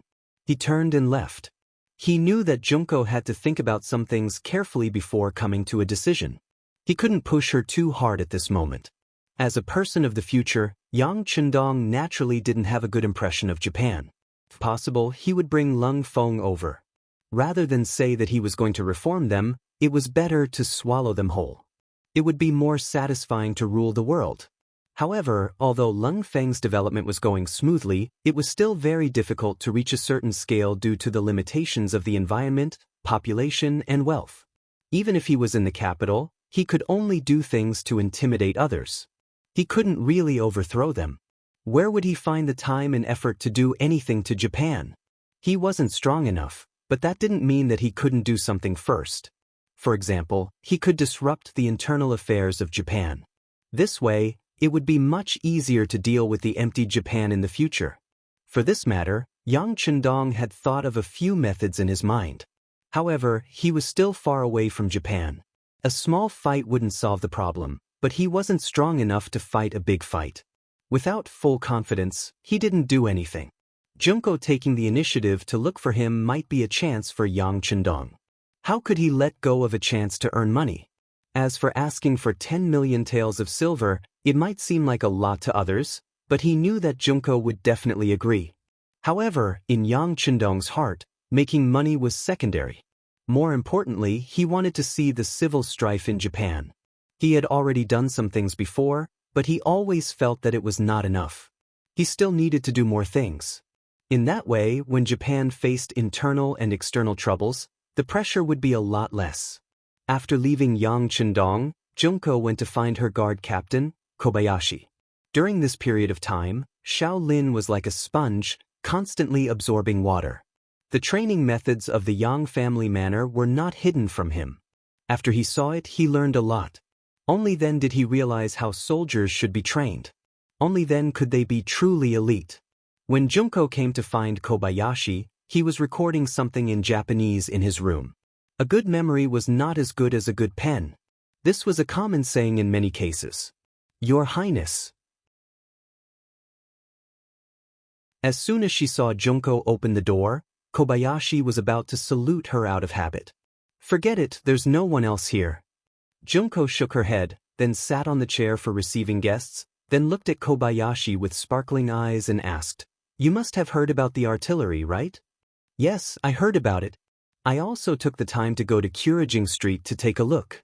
The destructive power was really amazing. Xiao Lin, who replied, couldn't help but feel a chill run down his spine when he thought of the collapsed houses that he saw. He even wondered what kind of destruction such a powerful cannon would cause if it hit Japanese soil. Who would be able to withstand it? Yang Chendong's sense of mystery and power strengthened in Kobayashi's heart. Then tell me, if these things could be used by your father, would the Supreme General still dare to be so domineering? After Kobayashi finished speaking, Junko lightly opened her red lips and asked, What? For a moment, Kobayashi was a little confused by this question. But after he reacted, he said with some excitement, Is he willing to give such powerful firearms to us? I bet he's already talked to him, we can buy it. But the price is a little more expensive, 10 million taels per cannon. Junko nodded. She didn't know if this was good news or bad news.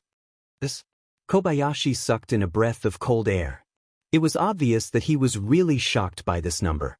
10 million taels, even at the peak of the Ming dynasty, it took 2 years of tax revenue to reach this amount. Japan was much smaller than the Ming dynasty, so it was unknown how long it would take to gather this number. But thinking about it, although the number was huge, if they could really get it, it would be worth it. Not to mention that with this thing, the emperor would be the real emperor. Just with the specimen, they could later imitate it. Everyone had one head and 2 shoulders, so why could others create it, but they couldn't? Thinking of this, Kobayashi's eyes began to burn with passion. Your Highness, this is a good thing. Even you think so? If I send you back, will you be able to persuade father? Junko was waiting for Kobayashi to say this. The sudden change made Kobayashi finally understand the purpose of Junko's visit, and he couldn't help but fall into silence. 10 million taels of silver was a large amount, and he had to return to Japan. But his status was low, so he couldn't guarantee that he would be able to do it. The best way was of course to let Junko go back, but Kobayashi also knew that if Junko left now, who knew what would happen? Even if he had the money in the future, he was afraid that he wouldn't be able to buy the cannon. If that was the case, wouldn't it be a waste? While Kobayashi was still hesitating, Junko said anxiously, Kobayashi, I will write a letter to father, please. After saying this, she bowed deeply to Kobayashi. Your Highness, please don't. I will try. Kobayashi saw Junko's action and knew that he couldn't avoid it. He thought that it was better to give it a try, and if it didn't work, he would just take a trip back to Japan and then find an opportunity to come back here. Kobayashi finally agreed, and Junko's face flashed with a charming smile. Then I will go and talk to him, and then I will write a letter to father. You should be prepared. Junko quickly appeared in front of Yang Chendong and said that she wanted to buy the cannon. Of course, she still didn't say her identity, only that her family was very interested in it and that such a powerful cannon could be sold at a higher price once it was shipped to Japan. 10 million taels of silver, this was already a heaven-defying price. Yang Chendong really couldn't think of any other price. But for Junko's completely self-deceiving idea, he could only nod. He also promised that once he saw the money, he didn't need to come to the Great Ming Dynasty anymore, and he could go to Little Luli Island to trade. And for safety, the mercenaries could escort the cannon to Japan's territorial waters. Junko was naturally happy that her safety was guaranteed. She was still very confident about whether or not she could get the cannon with the money. The source of this confidence was naturally her understanding of Yang Chendong. She knew that this person was a person who kept his promises, and he would never deceive her. Soon, Junko finished writing a letter. She wrote down what she had seen and heard in the Great Ming Dynasty, including the incident where her country sent samurai to attack the Tianjin garrison a while ago. She emphasized that the Great Ming Dynasty was now very powerful, and it was far from what the weak Japan could touch. She also hoped that father could stabilize the situation in the country and strengthen himself first. As for the power of the cannon, she wrote in detail. The most important thing was that with this weapon, it could instantly turn the general's mansion into a piece of scorched earth, and at that time, it would be the time when the imperial power would be concentrated. That night, Kobayashi left with the letter written by Junko, and under the protection of 2 soldiers sent by Yang Chendong. He would go straight to Tianjin Guard, where there would be a special ship to send him back to Japan. Sometimes opportunities were fleeting, sometimes rare, but sometimes they came as they wished. It was unknown whether the Yu family and Wu Yong's luck was too good, but after only 3 days, the opportunity appeared. On the night of Kobayashi's departure, something happened that even Yang Chendong didn't expect. It didn't seem artificial at all, and the fact was that it was just a coincidence. The crown prince, Zhu Jianxin, was ill. As the only son of Zhu Qiyu, and the future successor of the emperor, his headache and fever were also national affairs. Because the illness happened at night and was a little urgent, the imperial physician, Li Qing, was called to the East Palace. After taking the pulse, he gave a prescription. After the medicine was boiled and taken, the illness not only didn't get better, but also became worse. At first, it was just diarrhea, but later, it became vomiting. This frightened the people who served here. The eunuchs first detained the imperial physician, Li Qing, and then reported the matter to the emperor, Zhu Qiyu, and Empress Heng. After receiving the news, Dai Zong and Empress Heng came to the East Palace with the imperial physician's office. Li Qing was also sent to the Ministry of Justice's prison to await punishment. Who was Li Qing? He wasn't as simple as an ordinary 8th-rank imperial physician. He had another identity, Yang Chendong's 5th brother-in-law, the Duke of Loyalty. As soon as something happened to Li Qing, the Li residents in the capital received the news. 5th sister Yang Chendong was even more anxious, and the first thing she thought of was her 6th brother, Yang Chendong. She hated that it was still dark, and the news couldn't be spread. As soon as the sky brightened, the security bureau in the city sent the news, saying that her 5th brother-in-law, Li Qing, was imprisoned in the Ministry of Justice's prison. It was said that he had injured the crown prince, Zhu Jianxin, but the details of the matter still needed to be investigated. Prepare the carriage, let's go to the capital. Yang Chendong's feelings for his 5th sister were still very good. He could guess that his 5th sister was probably very anxious at this time, so he decided to go to the capital personally to ask for an explanation.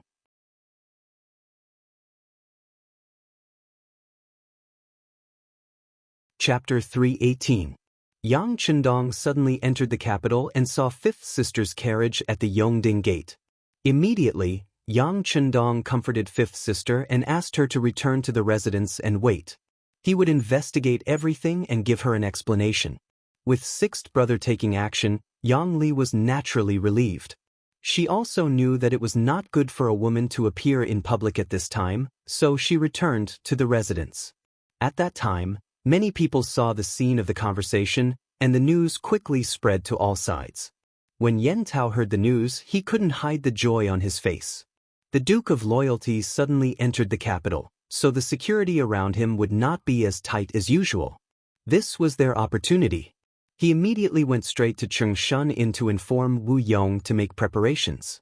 At the same time, the Yu residents also received the news that the eldest grandson, Yu Yuanbi, quietly left the residence and went straight to the embroidered uniform guard.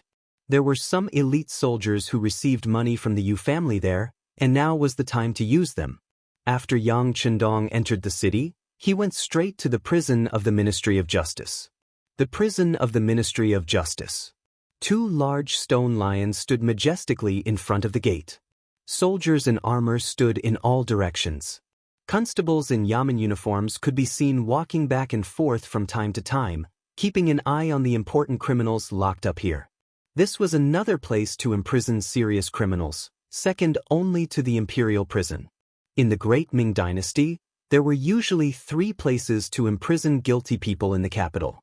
The first was the imperial prison. Most of the people locked up there were people of high status, such as members of the imperial family or high-ranking officials. The second was the prison of the Ministry of Justice. Those who were locked up there were people of some status or who had committed serious crimes. The third was the prison of the Supreme Court. Relatively speaking, those who were locked up there were commoners who had committed minor crimes and did not have much of a background. As a place to imprison serious criminals, the level of defense here was naturally not low.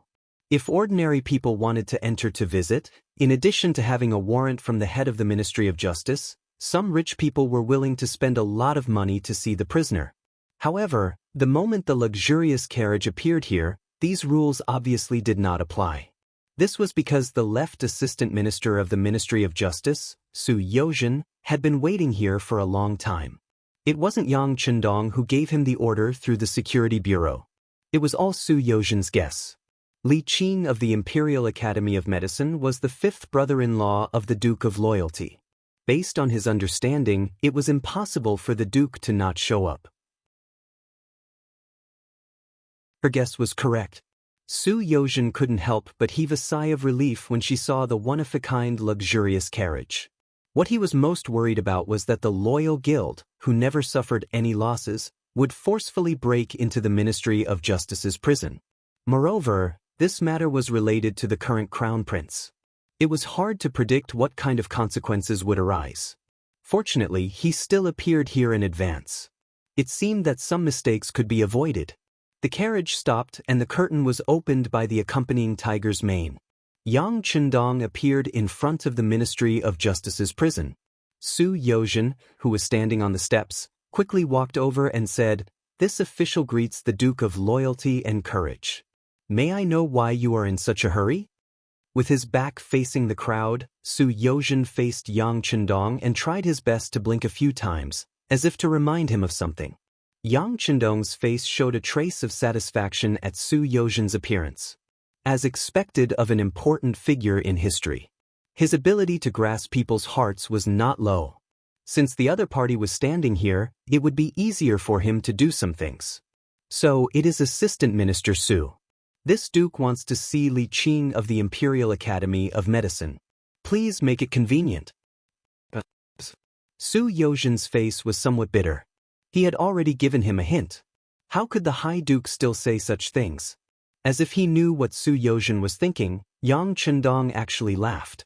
Then he walked forward and closed the distance between them. At the same time, he said in a voice that only the two of them could hear, "I just want to understand the situation. I won't break into the prison and won't cause any trouble. Don't worry." When the voice reached Su Yozhen's ears, a trace of doubt appeared on his face.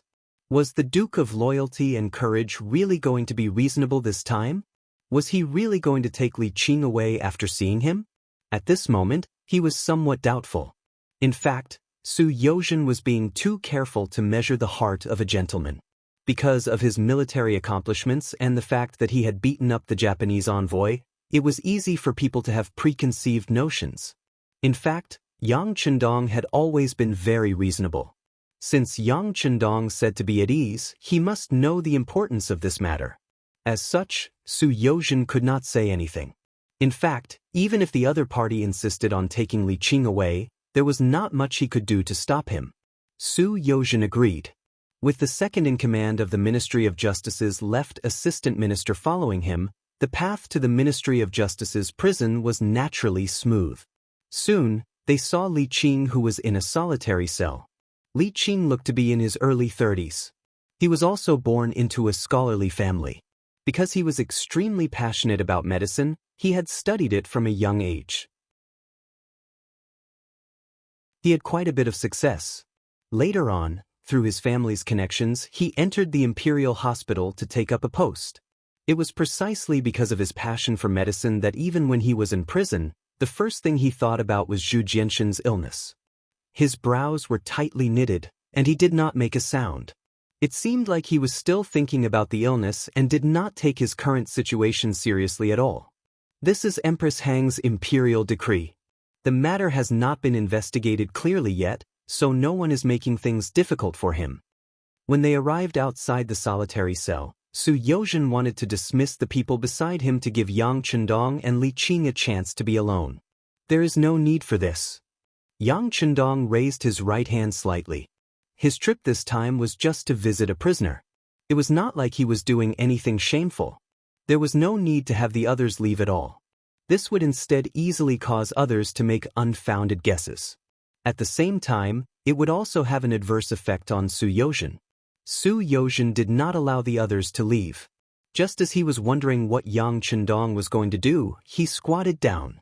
He squatted down and looked at Li Qing, who was behind the iron door, and asked, "Fifth brother-in-law, what exactly is going on? Also, how is the Crown Prince's illness? Can you tell me about it?" "Oh, Chendong is here." Li Qing, who had been meditating, was interrupted by Yang Chendong's voice. Only then did he realize where he was. He couldn't help but bitterly smile and say, "It is rare for the loyal Duke to come and see me. I am endlessly grateful." "Okay, fifth brother-in-law, let's talk about serious matters. What is going on with the Crown Prince's illness?" Yang Chendong did not beat around the bush and went straight to the point. All of this was seen by Su Yozhen. He could not help but admire Li Qing's character. Just now, when he first called out Chendong Lai, it was clear that he did not realize where he was. He only thought that it was because he was greeting someone at home. However, when he found out that he was in a prison cell, he was not too surprised. Instead, he expressed his gratitude. If he was the one being thrown into prison, he definitely wouldn't be able to maintain his composure. While thinking this, Su Yozhen noticed that at this moment, Li Qing was really telling Yang Chendong about the Crown Prince's illness. He was speechless in his heart. What was going on? Shouldn't they be asking who Li Qing had offended and who he suspected of being framed by? What was the point of talking about his illness now? It was clear that Su Yozhen was judging others by his own standards. He believed that there must be someone framing him for this to happen. However, Yang Chendong had already thought it through. Perhaps it was because of the illness, which was why he asked about medicine. Li Qing was a knowledgeable person. He was especially knowledgeable when it came to medicine. If it was about other things, perhaps he could stay silent for a long time. However, when it came to professional matters, he spoke with assurance and spoke about Zhu Jianxin's illness. Diarrhea, abdominal pain, bloating, nausea, vomiting, headache, fever. After a stool test, it was yellow and watery. "I've already written a prescription, but considering the Crown Prince's young age and poor health, I didn't dare to use too much. I only used half of the usual amount. But who would have thought that his illness would worsen and he would vomit? This is all my fault. I'm really speechless." Li Qing spoke for a long time. There were many words that Su Yozhen did not understand. However, when he looked at Yang Chendong, he stood there and nodded as if he understood. "Okay, I understand. How about this? You stay here and don't make a fuss. I will make sure that nothing happens to you." After finally understanding the truth, Yang Chendong had some guesses in his heart. After comforting Li Qing, he turned to Su Yozhen and said seriously, "My fifth brother-in-law is here. If he is treated unnaturally, your Ministry of Justice should know the consequences." "Loyal Duke, don't worry. Our Ministry of Justice does things based on evidence." With someone watching, Su Yozhen naturally spoke with an official tone. "That would be for the best." Yang Chendong nodded and left with large strides. At the entrance of the Ministry of Justice, he re-entered the luxurious carriage. However, the carriage did not leave for a long time. Su Yozhen, who was waiting to see him off, was puzzled. Su Yozhen did not understand what Yang Chendong was doing. Just as he was about to ask, the curtain of the carriage was opened again. Yang Chendong appeared with a box in his hand. "Give this to the Crown Prince. His illness should be under control. Take it." Tiger's mane handed the box to Su Yozhen. Yang Chendong's voice sounded again. "I will not leave the capital. If the effect is not good, your Majesty can send people to arrest me. However, if he does not dare to take this medicine and does not trust me, then don't blame me for reasoning with him." After saying this, the curtain of the carriage was lowered again. Su Yozhen stood there with a puzzled expression.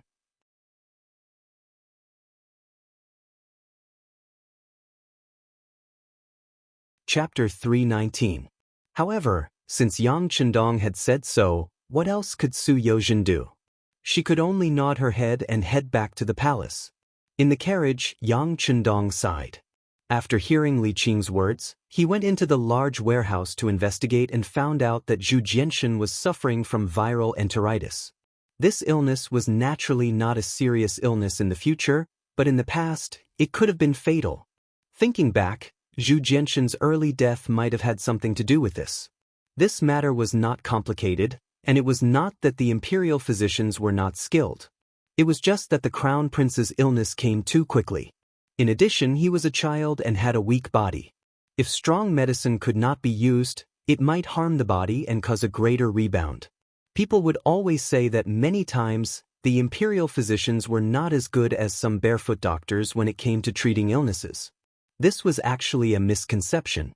To be able to enter the imperial hospital, which one of them did not have real skills. After going through layers of selection, and their family background was clean?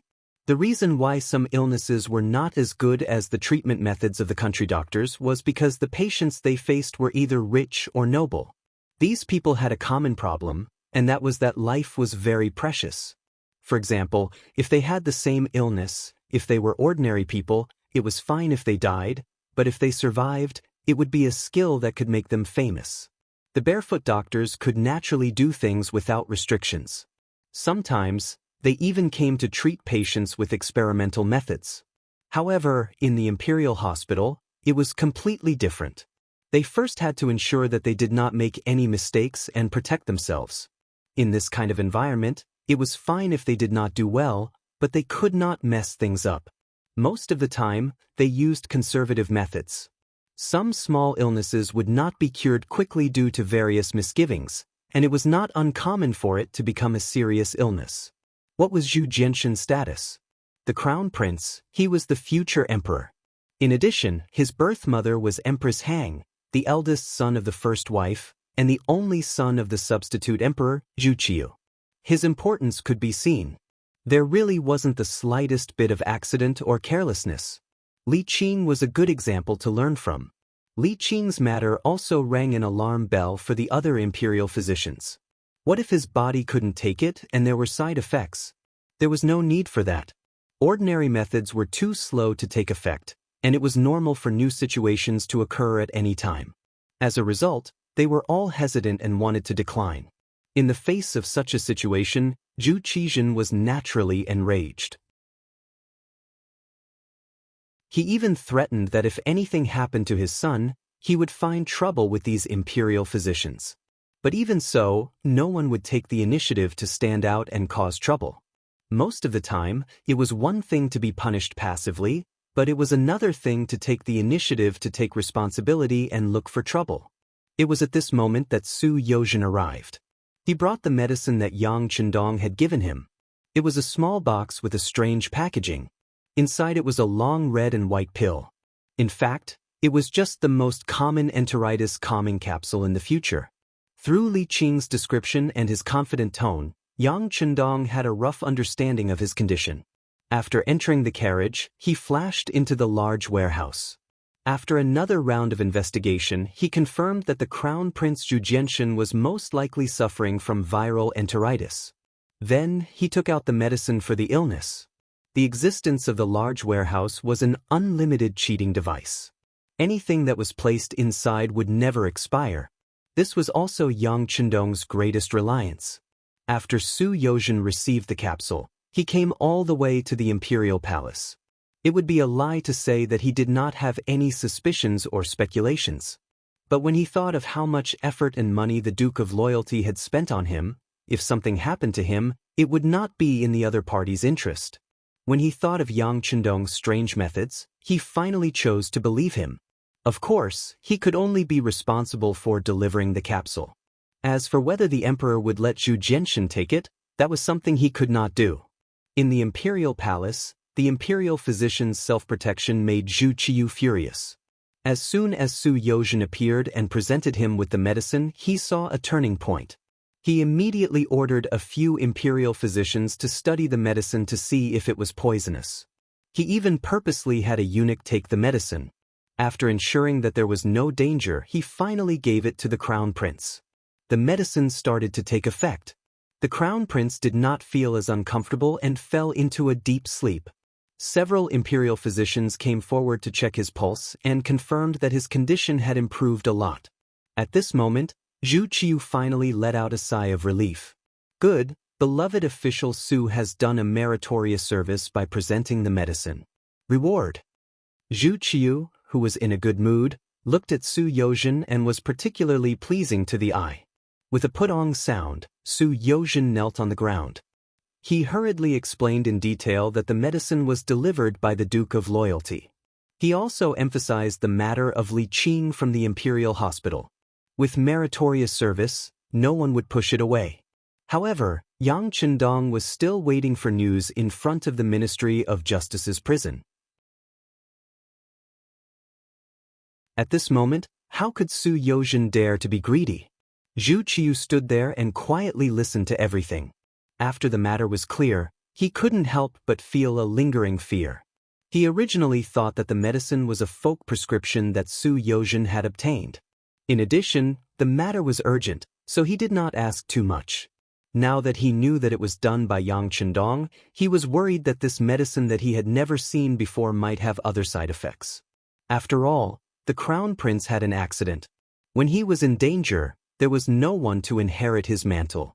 If Yang Chendong was suspected of rebelling, doing things like this was not impossible. He had some doubts in his heart. After all, Yang Chendong's power had long created a situation where his meritorious service shocked the emperor. Logically speaking, based on his meritorious service and the things he had done, it would not be excessive to give him the title of one of the three dukes. However, Zhu Qiyu did not do so. It was because his weakness could easily create a sharp contrast with the other party's strength. Fortunately, this Duke of Loyalty and Courage followed the rules. When he had nothing to do, he would do his best to be a teacher in the Yang family manner. He also rarely interacted with the important officials in court. As the emperor, he was very satisfied with this kind of method of not forming cliques. In order to compromise, as long as Yang Chendong did not do things too ostentatiously, he would also turn a blind eye. For example, when he beat up the Japanese envoy and wrestled with Minister Yu Shiyue, he only reprimanded him. He did not do anything excessive. It seemed like the well water did not interfere with the river water, but in reality, both sides were secretly on guard. In this kind of environment, if Zhu Qiyu knew that the medicine was given by Yang Chendong, he probably would not dare to eat it. He did not reprimand Su Yozhen for not explaining the source of the medicine first, because Zhu Qiyu also knew that once she explained it clearly, the crown prince's condition would worsen. Alright, Jin understands the matter. It seems that imperial physician Li Qing was wrongly accused this time. How about this? You release him and promote him by 1 rank. As Zhu Qiyu spoke, he waved his hand, indicating that Su Yozhen could leave. Yes, Your Majesty. After Su Yozhen agreed, she bowed and left. In his heart, he understood that this matter was over. He didn't reward Yang Chendong, who had taken out the medicine, because the emperor didn't want to have any more dealings with him. However, raising Wang Qing's rank was actually a gesture of goodwill. The Duke of Loyalty and Courage entered the city. And it seemed that he entered the city in a hurry, so there were not many guards around him. As soon as the news came out, Head Constable Yen Tao came to Qingshan Inn. In the past few days, Wu Yong had done a lot of things. With gold and silver, and some connections with the Blackwater gang, he had found many Lulin experts. The famous ones were Copper Whip Wang Ge, Silver Spear Song Gang, Swimming Dragon Hand Li Zixing, and others. These people's martial arts were not low. They had stayed in the Blackwell Street for a period of time because of a mishap and were taken care of by boss Hu Huaihai. It was because of this relationship that these people contacted Wu Yong in 2s and 3s under the promise of great benefits. Although the matter with the Blackwater gang had come to an end, Wu Yong still did not dare to move around in the capital during the day. When Yen Tao came to find him, he was lying on the bed to catch up on his sleep. However, when he heard the noise, he immediately stood up. When he got up, a short sword was already in his hand. "It's me, don't be so nervous. I came to tell you that he entered the city and is now at the entrance of the Ministry of Justice's prison. There are only a dozen guards around him." Yen Tao's voice came in an extremely low volume. Then, the inn quickly became quiet again, giving people the feeling that this place had always been quiet. Wu Yong maintained the posture of holding the sword until there was no sound from the outside world. Then, as if he had woken up, his eyes flashed. Then he put on some makeup and quickly left Qingshan Inn.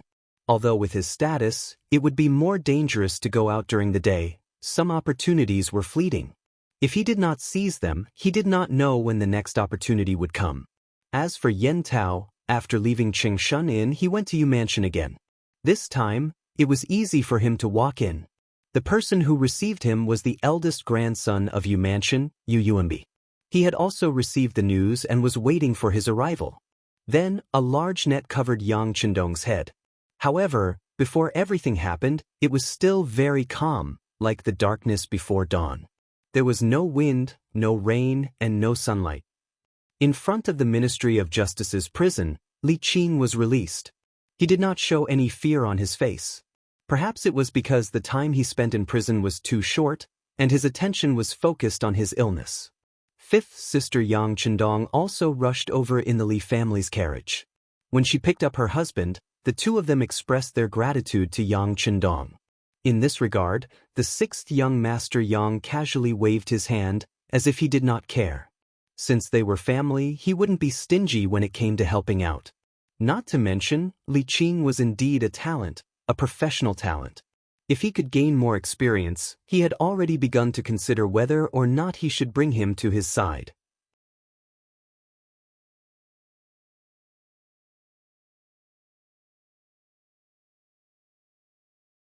Chapter 320. After settling the matter, Yang Chendong naturally would not stay in front of the prison of the Ministry of Justice any longer. The carriage turned around and headed straight for the south of the city. Everything that happened here today was just a small interlude in Yang Chendong's eyes. It was not something to be taken seriously, but he did not know that there was a murderous plot waiting for him on the way back. The Yongding Gate was one of the gates that Yang Chendong used to return to the Yang village. They had passed through this place countless times, and even the soldiers of the 5 cities warden's office were extremely familiar with this place.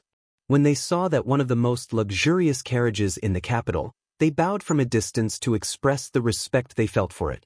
Every time this happened, the curtain of the carriage would be opened, revealing Yang Chendong's young, handsome, and calm face. He nodded slightly, which could be considered as a greeting to the soldiers. Just this small action made countless soldiers extremely excited. Their eyes shone with excitement. Speaking of which, Yang Chendong still had some influence in the army, and it was not small before. Just like after defeating the Walla army, it was easy for him to infiltrate the army with his influence. But he did not do so. Originally, he walked the path of the elite. Although this way, the early development would be very slow, The advantage was that he had a solid foundation. Yang Chendong also believed that, with the passage of time, there would be a day when this army would grow stronger. At that time, it would be the time for them to rise to the top of the world. The carriage left the Yongding Gate and headed for the Yang village 15 li away. In front of them, a group of 100 people was waiting in formation. They were lying on the side of the road, holding their breath and waiting for something. They were dressed in different clothes, and many of them were not familiar with each other. But this did not prevent them from gathering here, because they had a common goal, and that was to kill the Duke of Loyalty of the great Ming dynasty. The people of the Lulin did not follow any rules. They might go berserk and kill people because of a sentence, but they might also fight because of a contemptuous look, or fight over meaningless disputes. It was because of this that they were even more terrifying. And now, this group of terrifying people were gathered together. From this, it could be seen how powerful the person who attracted them was.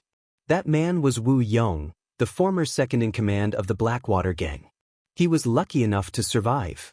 Back then, his mission was to ambush Yang Chendong halfway, but because he was detected too early, he failed in the end.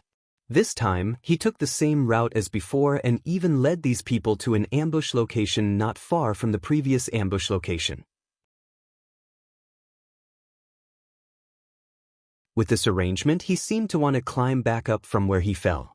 There were more than 100 heroes, all of them were Lulin people, and all of them had learned some martial arts. Among them, there were some who had made a name for themselves in Jianghu, such as Copper Whip Wang Ge, Silver Spear Song Gang, Roaming Dragon Hand Li Zixing, and so on. All of them had the ability to take on more than 10 people. If they were to encounter an ordinary man who relied on brute force, perhaps even 10 or 20 people would not be a match for them. Of course, Wu Yong was able to invite them because of the temptation of a large sum of money. Wu Yong said that after the matter was completed, the rewards would be very rich. However, at the same time, he also wanted to make a name for himself. In Jianghu, what mattered most was reputation and righteousness. The so-called reputation naturally referred to reputation and fame. Righteousness referred to the spirit of loyalty and righteousness that reached the clouds. Previously, during the bombardment of Blackwell Street, who knew how many Lulin people were killed? These people roamed Jianghu all year round, so it was impossible for them not to have 2 or 3 friends. For example, among these 100 people, there were some who came with the intention of avenging the death of their old friends. There were also some who came for fame. If they could kill the Duke of Loyalty and Courage of the great Ming dynasty, presumably, it would be awe-inspiring. From then on, their reputation in Jianghu would be even more resounding, and it would be easier for them to do things. With all kinds of thoughts, more than 100 people hid in the dense forest beside the road. Since they were experts who had learned martial arts, they naturally had the ability to hide and adjust their breath, so that from a distance, it was impossible to see anything wrong with this place compared to other places. Under everyone's expectant eyes, a luxurious carriage appeared, and a small guard team of more than a dozen people also appeared in everyone's line of sight. At this moment, an austere atmosphere unknowingly filled this dense forest. Affected by it, one's breathing unconsciously became heavier. If one's hearing was good, one would already be able to faintly hear the sound of slightly heavy breathing. The carriage approached from afar, 300 feet, 200 feet, 100 feet, 800 feet, 500 feet, 300 feet, 10 feet, 8 feet, 5 feet. As it got closer and closer, the faces of the guards could already be seen through the dense forest. Suddenly, a loud shout rang out, and then a figure seemed to descend from the sky. A long bronze whip smashed directly at the moving carriage. The wind was swift and the rain was like thunder. Under this blow, it had the power to wipe out 1,000 soldiers. Caught off guard, the roof of the luxurious carriage was hit heavily, and the whole body of the carriage seemed to be smashed a lot. However, because the body of the carriage was really sturdy, it was pierced with one blow. The person who made the move was Copper Whip Wang Ge. He first hid in a big tree, and when the carriage passed by, he suddenly attacked from above. He wanted to split the carriage to reveal the target of this trip, but because he underestimated the sturdiness of the carriage, his attack failed. When the attack began, a whip fell from the sky, and the horn of the attack was blown. Figures rushed out from the dense forest, either holding swords, sabers, or spears. The speed of these people was very fast. The distance of 100 feet was covered in only 2 to 3 breaths. Before the dozen or so guards could react, they rushed towards the unique and luxurious carriage that represented an extraordinary meaning. Boom! A long spear flashing with silver light directly pierced into the carriage. The one who made the move was Silver Spear Song Gang. After Copper Whip Wang Grei's attack failed, he used his own attack method. Clang! Just as the long spear was about to pierce into the carriage, a long saber came slashing over and struck the body of the silver spear, causing it to deviate slightly. The long spear that was supposed to enter through the curtain instead pierced the edge of the window, causing wood chips to fly into the air. Protect the young master. Beta Persei, who was holding the saber, had a very ugly expression on his face after the attack. Just from the exchange of blows just now, it seemed that he was not much better in terms of martial arts. There was no need for Beta Persei to shout anything else, as more than a dozen Lung Feng guards had already begun to draw their sabers to protect the carriage. They formed a group of 3, back to back, forming a circle. They stood on the side of the carriage, staring coldly at the people of the forest rushing in front of them. This was the 3-3 system taught by Yang Chendong. Once, this strategy was used to fight the United States Army during the war to resist U.S. aggression and aid Korea. Now, it was used on the battlefield like an extension of one's arm. It was very useful and could be used to protect one's back and sides as much as possible in a chaotic battle. It allowed one to fight wholeheartedly without having to worry about other threats. As soon as the 3-3 system was used, although there were only more than a dozen Lung Feng guards, the 5 circles formed were very similar to one. This made the forest people, who were originally fighting separately, feel like they were impenetrable and impenetrable. Don't hold back, finish off the target as soon as possible. Wu Yong also appeared in the crowd. His gaze only swept over the dozen Lung Feng guards before returning to the luxurious carriage. Intuition told him that these guards were very troublesome and difficult to deal with. Instead of fighting with them, it was better to directly kill Yang Chendong in the carriage. When the time came, things would naturally be much easier to deal with without a leader. With Wu Yong's appearance, the forest people who were originally fighting on their own became much more orderly. They began to approach the carriage step by step. At the same time, they also sent a portion of their men to surround the other 5 circles in other directions, using the tactic of holding back the guards. Quickly close in. Beta Persei saw that the opponents were closing in step by step, and shouted with a thunderous voice. His voice was already very loud to begin with, so this shout was like a sudden clap of thunder, directly shaking the ears of Swimming Dragon Hand Li Zixing, who had just rushed over, to the point of buzzing. Li Zixing's footsteps were a little shaky because of this loud roar. Beta Persei, who used the roar similar to a lion's roar to disturb the enemy, immediately brandished his sword. He wanted to use this opportunity to cut down the people in front of him. The wind from the blade whistled and fell from the sky with a flash of light, drawing a beautiful arc. It was not until it was 20 centimeters away from Li Zixing's neck that it was forced to stop. It was a flashing silver spear, blocking the place where the blade fell. I'll help you.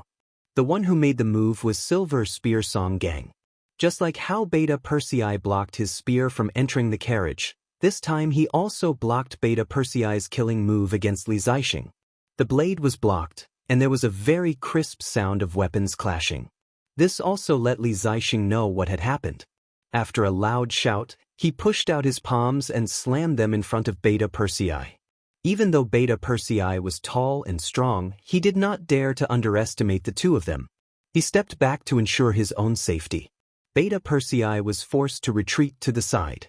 The situation did not seem good. Even the other 15 members of the Cold Front were beginning to be separated. They were in a team of 3, and they were facing a team of more than 10 people. Under the advantage of several times the manpower, they were like small boats sailing in the sea, with the possibility of capsizing at any time.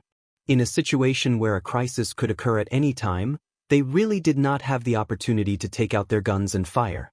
The cold front were separated, and Beta Persei was forced to retreat to the side, leaving the front door of the carriage wide open. Only a hanging curtain was left hanging there, indicating that he was still very mysterious. "Go, open the curtain." Wu Yong came to the carriage with more than 10 of the forest's experts. When he thought of Yang Chendong's title as the war god, he did not know why, but at this moment, there was a trace of fear in his heart.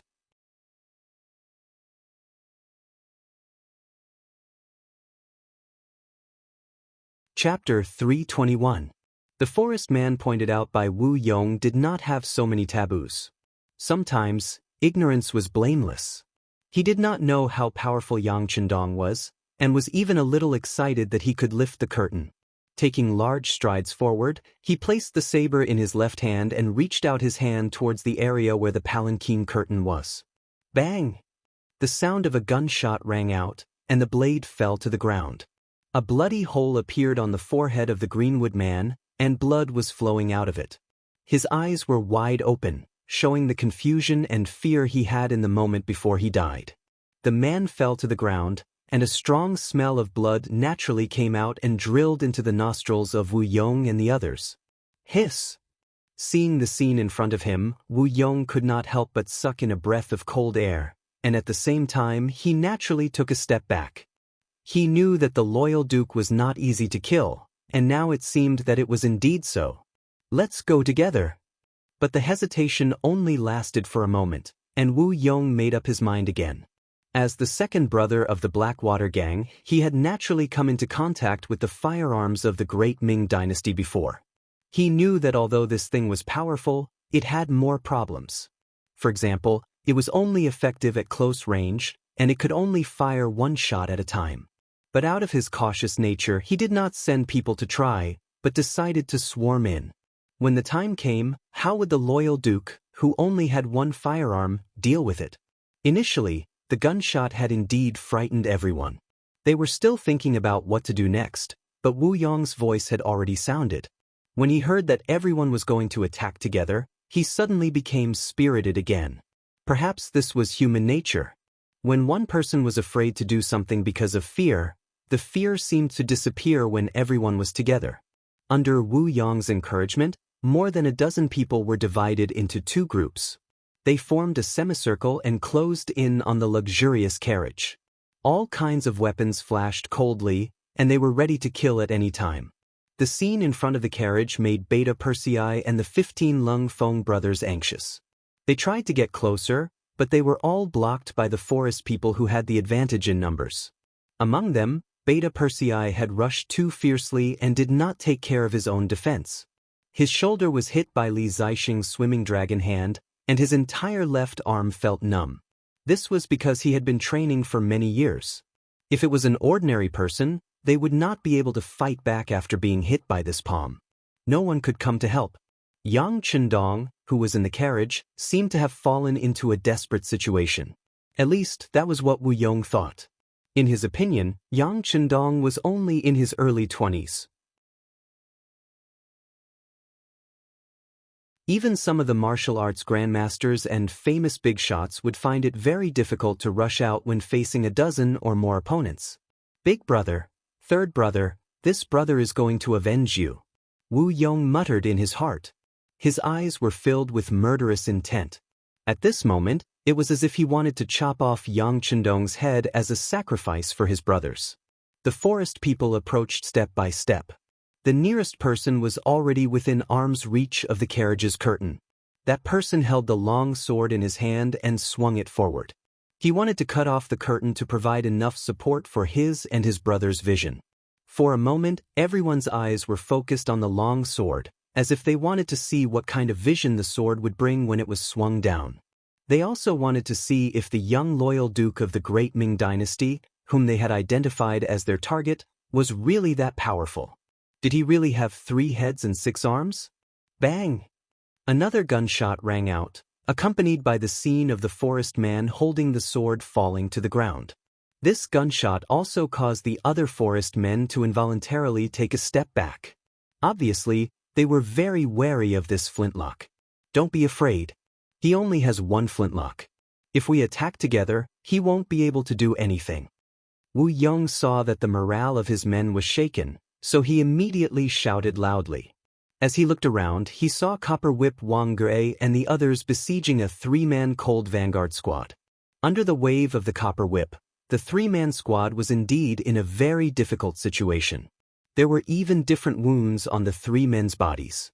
However, the formation was really special. At the very least, it was useful for defense. It actually caused the forest men, who outnumbered them by several times, to be unable to find a suitable opportunity to attack in a short period of time. Since it didn't work immediately, Wu Yong shouted loudly, "Brother Wang, please come help." "How is it? Why hasn't the carriage been opened yet?" Wang Gui, who was attracted by the shout, stood beside Wu Yong. His voice seemed to be concerned, but in reality, it was filled with a sense of superiority. He was thinking about the uselessness of these people. With so many people, they couldn't even deal with a stopped carriage. It was really difficult to look up to them. "Yes, it hasn't been opened yet. It seems that we still need Brother Wang's copper whip." Wu Yong was very good at manipulating people. Naturally, he could see Wang Gui's arrogance. However, it didn't matter. He would just satisfy the other party. At most, he would say a few nice words. It wasn't like he would lose anything. Sure enough, after hearing Wu Yong's flattering words, Wang Gui laughed heartily. "Fine, since Brother Wu has said so, then I have no choice but to make a move. Come, all of you, get out of the way. Watch me directly shatter that curtain." Wang Gui, who was laughing, placed the 7-section copper whip on the ground. The other forest men also tactfully retreated to the side. The power of the two spears was truly frightening. They couldn't figure out what was inside the carriage, and they didn't even know when to dodge at the crucial moment. It was better to let Wang Gui use his copper whip to lift the curtain. The forest men obeyed and retreated to the side. However, from the way they stood, they still faintly surrounded the carriage. It seemed that they were only waiting for their field of vision to widen so that they could charge forward and finish off their target. Under everyone's gaze, Wang Gui raised his right arm. The veins on his arm were already bulging at this moment.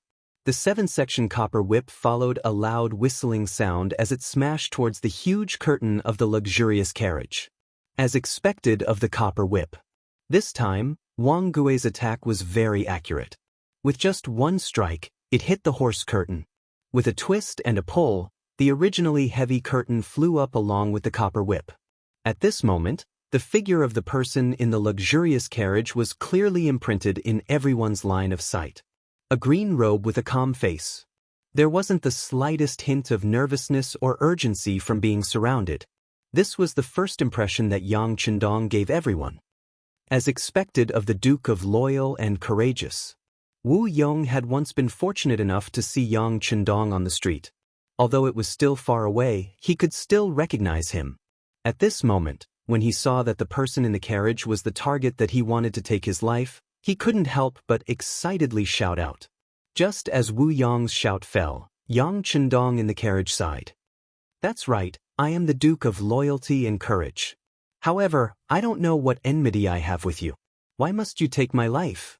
You've killed countless people. Do I need a reason to kill you?"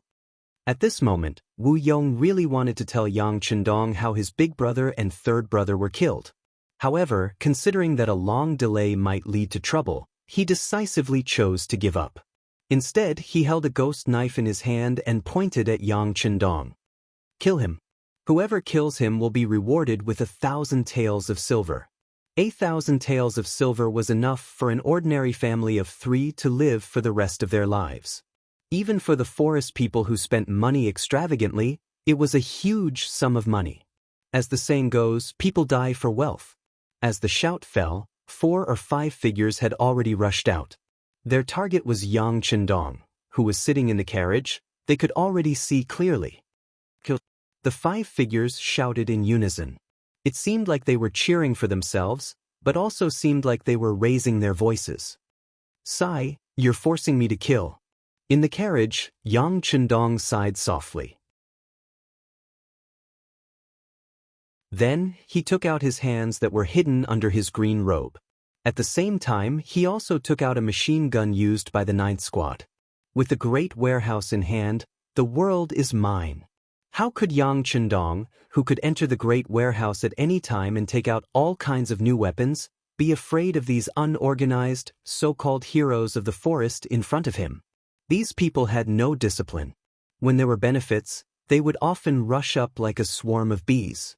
When there was danger, they would often run away without a trace. Against such opponents, as long as he could suppress their morale, it would be much easier to deal with what came next. In Yang Chendong's eyes, these people were not even as good as a well-trained army. At least, when the general gave the order, these soldiers would charge even if they knew that they would die. That might be a headache for him, but these forest people in front of him, this motley crew, really did not mean anything in his eyes. With a look of contempt in his eyes, he pulled the trigger with his right index finger, and the sound of firecrackers rang out. Bang bang bang, bang bang bang. It was as if someone was welcoming a bride, and the sound of firecrackers rang out non-stop. Following the sound of gunfire, in reality, the first 5 Greenwood warriors who rushed over had blood-red flowers appear on their bodies. Then, like dominoes, they fell to the ground one by one. What is this? Wu Yong and the others, who did not understand the details, and did not even know what an advanced igniter was, were dumbfounded. Previously, Wu Yong thought that since Yang Chendong could lead the army to repel Walla's attack, he must be someone with some ability. However, his ability should be mainly reflected in his intelligence, just like his position in the Blackwater gang, where he was a strategist and played the game of strategizing. However, in terms of skills, perhaps this young loyal duke had also learned martial arts, but after all, he was too young and should not have any deeper attainments. This was also because Wu Yong overestimated Yang Chendong enough, which was why he brought more than 100 people to besiege him. With nearly 10 times the number advantage and a sudden attack, no matter how one looked at it, they would not fail. But now, when the gunshots rang out continuously, seeing his brothers fall to the ground one by one, he finally realized that he had underestimated this loyal duke of the great Ming dynasty.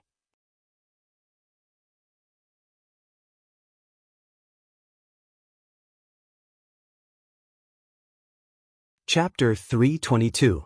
A volley of bullets shot out, and the first row of 5 Greenwood warriors closest to the carriage fell to the ground with their eyes wide open, as though they were unable to rest in peace.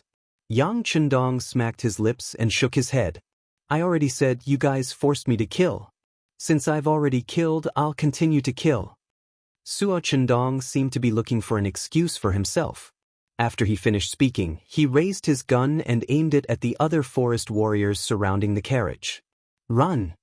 Wu Yong immediately noticed that the pitch-black muzzle was raised. Out of instinct, he shouted to run, but his body took the initiative to hide behind Copper Whip Wang Ge. This person's stature was similarly tall and could be Wu Yong's first shield. Not everyone had Wu Yong's intelligence. The moment the continuous gunshots rang out, who knew how many people were completely dumbfounded? The sudden appearance of a firearm that wasn't a firearm and a concealed weapon that wasn't a concealed weapon and possessed such great lethality, for a moment, many people's minds became blank. When Yang Chendong raised his gun and fired again, they were like fixed targets, allowing the bullets to hit their bodies. They didn't even know how to dodge. Continuous gunshots rang out, and the 5 forest warriors closest to the carriage fell to the ground with blood all over their bodies. Then the muzzle shifted, and the black muzzle once again spewed out a red light, aiming at those forest warriors who were still in a daze and at a loss of what to do. The copper whip was propped up on the ground, and Wang Gui's old face was already wrinkled together. He had roamed the underworld for more than 30 years, and believed that he had seen and heard many things, but everything that happened in front of him was still beyond his imagination. He never even thought that there would be such a thing today. When Yang Chendong moved the gun towards him, he was still standing there in a daze. Then, gunshots rang out, and Wang Ge, who had been shot 3 times in the chest, naturally fell backward. But he only fell backwards and didn't really fall down. Wu Yong, who was hiding behind him, supported him. So, a dazzling firework soared into the sky, which was suddenly released from Wu Yong's hand. He thought of what Yen Tao had said to him. If things were difficult, he still had a backup plan. At that time, he could catch the Duke of Loyalty in one fell swoop. Previously, he had almost forgotten about this matter. Now that he didn't know if the fireworks would have any effect, he could only wait for the results. It didn't matter if he died, but if he couldn't kill Yang Chendong, even if he died, he wouldn't have the face to see his big brother and third brother. With Wang Gui dead, the Greenwood man who was walking in front of the carriage and preparing to attack also woke up and began to rapidly retreat. In this regard, Yang Chendong did not chase after them, nor did he shoot. Instead, he looked at these people nervously, as if he would not shoot if they did not force him. The moment the gunshots rang out, Beta Persei also took the opportunity to withdraw from the battlefield. He avoided the entanglement of Silver Spear Song Gang and Dragon Hand Li Zixing and returned to the carriage. The other 5 three-man teams were also moving closer to the carriage, with a look of vigilance on their faces. Why did he stop fighting? Silver Spear Song Gang walked to Wu Yong's side and asked with a frown when he saw the bodies of more than a dozen of his companions on the ground. Maybe there aren't many bullets left in his gun. Wu Yong shook his head and said in an uncertain tone, "Then what are we waiting for? Since there aren't many bullets left, let's just swarm him and see how many of our brothers he can kill." Dragon Hand Li Zixing had a ruthless expression on his face. Obviously, as a famous master in Jianghu, it would be too embarrassing if they couldn't even kill a target of more than a dozen people with the power of hundreds of people. As soon as Li Zixing finished speaking, he received a few supercilious looks. It was as if they wanted to charge at him. Although it was true that these people were from the Jianghu, they were also known as the heroes of the forest by others. Some of them had even committed murder, giving people the impression that they were extremely vicious. However, there was one thing that could not be changed, and that was that they were still very afraid of death deep down in their bones. Otherwise, they could have swarmed him together instead of fighting and probing him.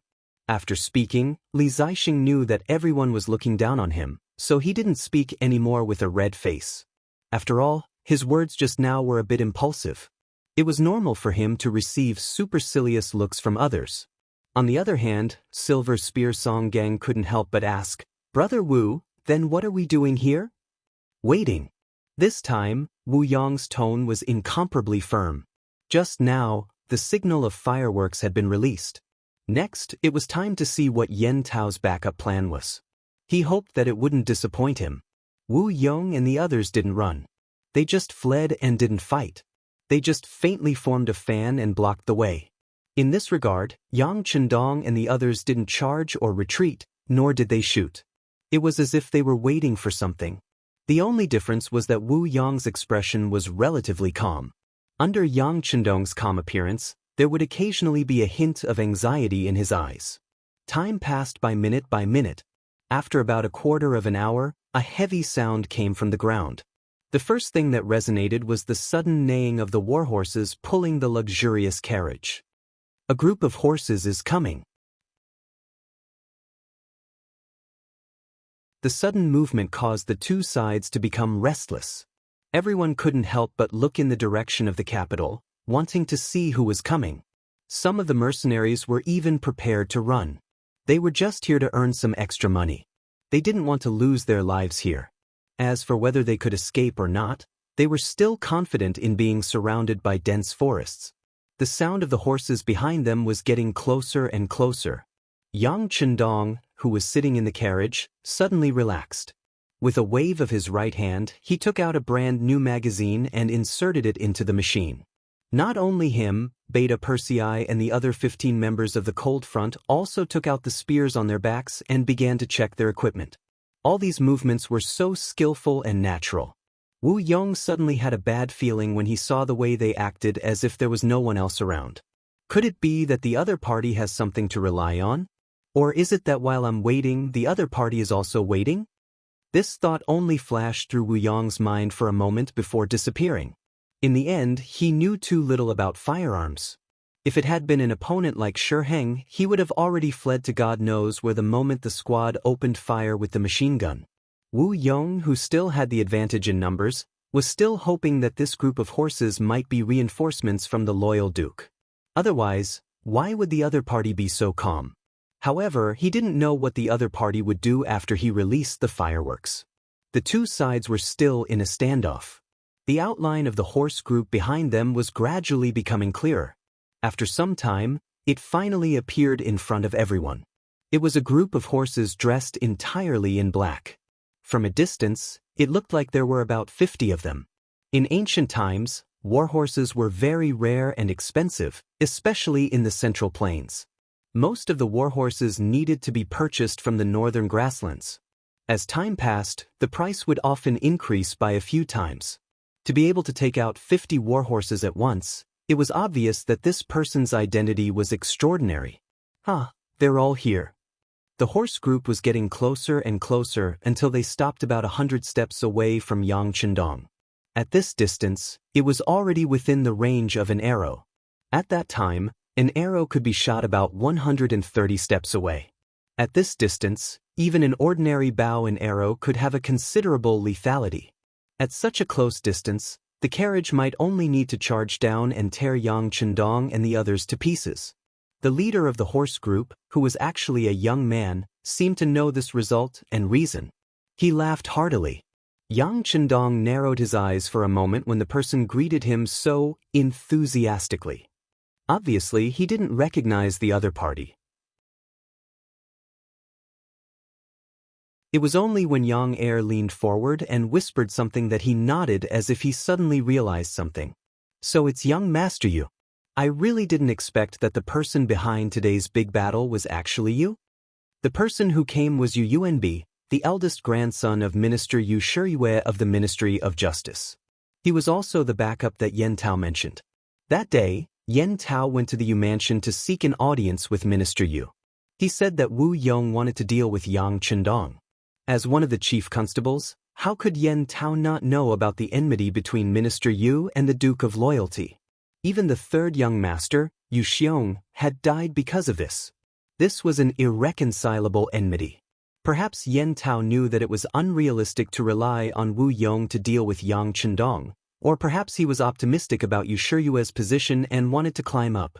In short, he told him everything about Wu Yong. He even made another decision. Even if Minister Yu did not want to deal with Yang Chendong, he could also kill Wu Yong and send his head to Minister Yu. This could be considered a merit. However, how could Yu Shiyue not see that there was a death feud between him and Yang Chendong? Because his grandson, who was the third in line, had been executed, many officials in the Ministry of Justice looked at him differently now. There was also the newly promoted left assistant minister, Su Yozhen, who took advantage of this to gain a lot of power. The Ministry of Justice was no longer in the era where he had the final say. All of this was because of Yang Chendong. If this person died, he would still be put in an important position because of the emperor's favor, and the Yu family would be able to regain its former glory. He understood this in his heart, but how could he kill Yang Chendong? Could he kill him? What would the situation be if he killed him? These were all things that Yu Shiyue had to think about. Just like Yang Chendong, he naturally had the ability to kill any important minister, but why didn't he do so? It was because he had a lot of scruples. The safety of the important ministers was not guaranteed. Once it became a situation where everyone was in danger, these people might join hands to deal with him.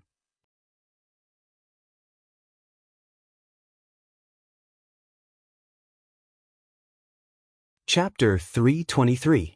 After all, officialdom had its own rules. You could use open schemes, or even framing and framing. However, you couldn't directly go up to someone's door. That would only show that you were rude and had no standards. More importantly, this kind of straightforward method was not what scholars liked. It would be looked down upon by everyone, and everyone would be on guard against it. If that happened, it would be difficult to develop any further. When the opportunity was right, everyone would be in danger, and it was not impossible for them to gang up on him. However, was Yang Chendong a scholar? He wrote a good poem and was very talented in music.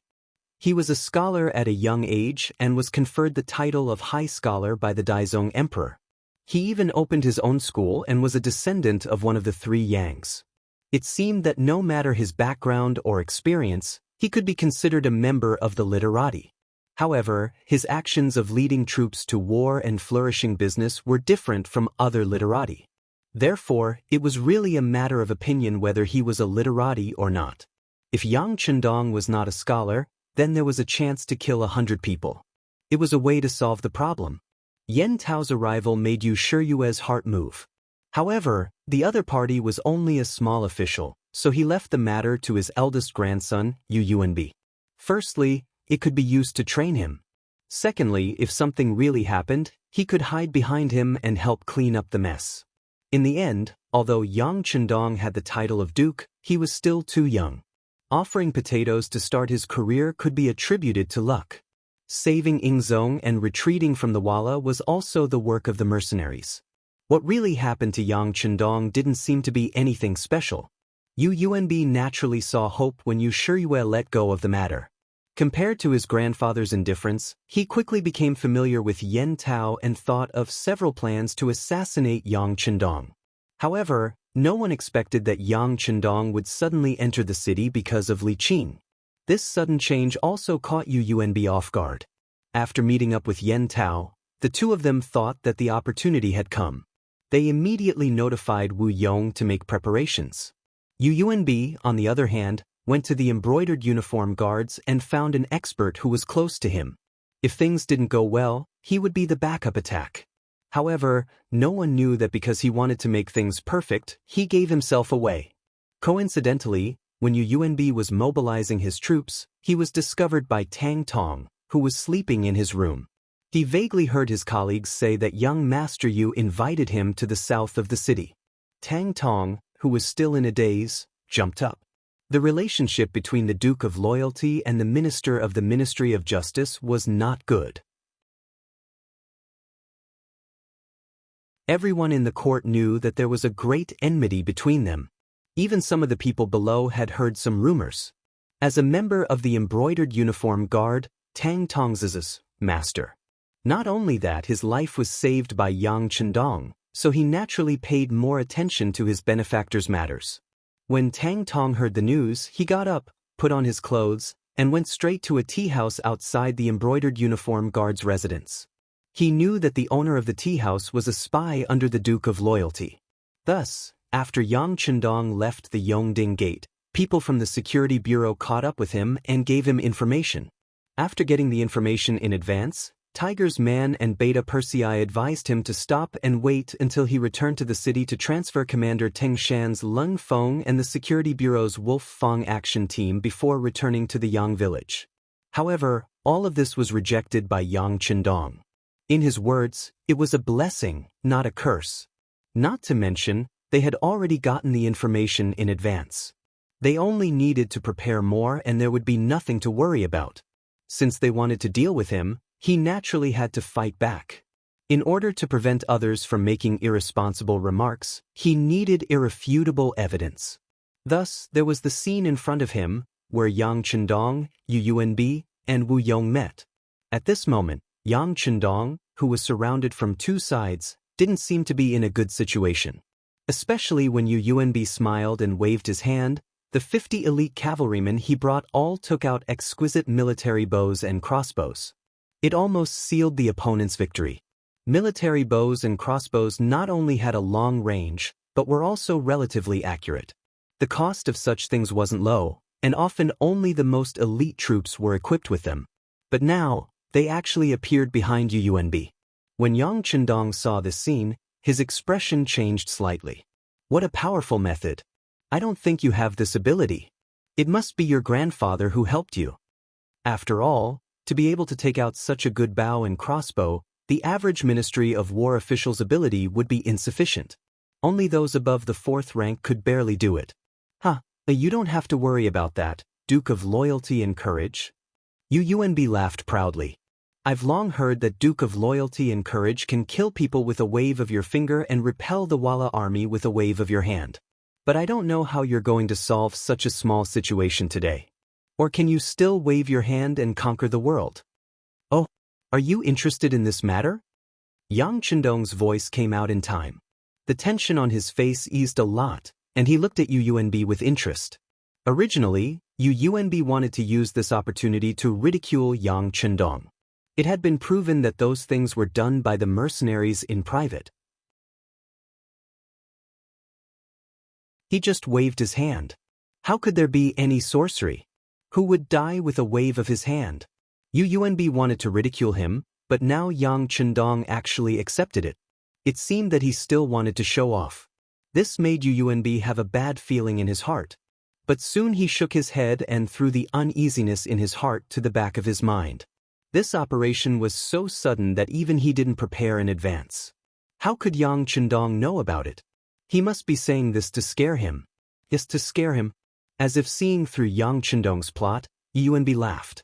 What a duke of loyalty and courage. Are you still thinking of stalling for time at this time? Come on, get ready. Yu Yuanbi should have been afraid, but Yang Chendong's expression was too calm, giving Yu Yuanbi an extremely bad feeling. He wanted to get this matter over with as soon as possible. Following his shout, Wu Yong and the other mercenaries also raised the weapons in their hands. The mercenaries who had been frightened by the gunshots a moment ago were reinvigorated by Yu Yuanbi's arrival and those exquisite crossbows. They might not have been able to face difficulties head-on, but they had no problem beating down a drowning dog. Why don't you believe me? Seeing that Yu Yuanbi was about to lose control and make a move, Yang Chendong shook his head slightly and casually extended a finger. If Hu Yen and the others were here, they would have definitely noticed that this gesture was very similar to the one he had used to point at the traitor eunuch Shi Ning on the walls of the capital. It was also this finger that caused Yu Yuanbi, who was still riding on his horse, to feel pain all over his body. He fell off his horse with a plop. Yu Yuanbi fell off his horse with a casual finger strike. At this moment, the other black-clothed men were all stunned on the spot. Not only them, but even their allies, Wu Yong and the others, who were standing on the opposite side, also widened their eyes in disbelief. Some of the mercenaries might have heard too many stories, and they even thought that this was the one yang finger of the Loyal and Courage Guild. Why did a single finger have the effect of killing people from a distance? They were all stunned, but Yang Chendong was not stunned. Beta Persei and his 15 subordinates were also not stunned. Attack! A roar came from his mouth, and then the loaded bullets flew toward the 50 men in black. The sudden sound of gunfire and Yu Yuanbi falling off his horse caused the entire cavalry to fall into chaos. Most of them were shot down from their horses by the first wave of gunfire. Only a very small number of people fired their crossbows at the surroundings of the carriage, but they also lost their aim from far away. After the first wave of crossbow fire, a few of the men in black turned around and ran. But when he turned around, he discovered that there was another group of horses behind him. Although there weren't many of them, the leader was none other than Hu Mang. They held a black Type 95 submachine gun in their hands and attacked head-on. No matter how powerful a cold weapon was, when faced with a hot weapon from a distance, the advantage would be lost. The so-called experts in TV shows and movies could soar into the air and dodge bullets, but that was pure nonsense. Such a thing might happen, but it was usually because the shooter's marksmanship was not good enough. But those who could follow Yang Chendong were all elites of the cold front. To be able to become a qualified cold vanguard, which one of them hadn't been fed countless bullets to become one. The munitions factory in Crimson City could already produce enough bullets. If they could not reach the level of a sharpshooter, then they did not have the right to call themselves Cold Front. With the appearance of Tiger, Mane, and the first guard Captain Chiovi, it was destined that none of the men in black would be able to escape. Yang Chendong and the others gave up on the battlefield and turned to look at Wu Yong and the others. The moment the gunshots rang out, Wu Yong and the others were already scared out of their wits. If Yang Chendong was the only one with a gun, they could still fight. After all, firearms were not things that could be fired forever and needed to be reloaded. This was their chance to charge and attack. But when they saw that it was not only Yang Chendong, but the other brothers also raised their guns and fired, and spat out red flames, the last bit of hope in their hearts disappeared. Everyone wanted to escape and leave this place. They did not want to be enemies with these unknown firearms in the future.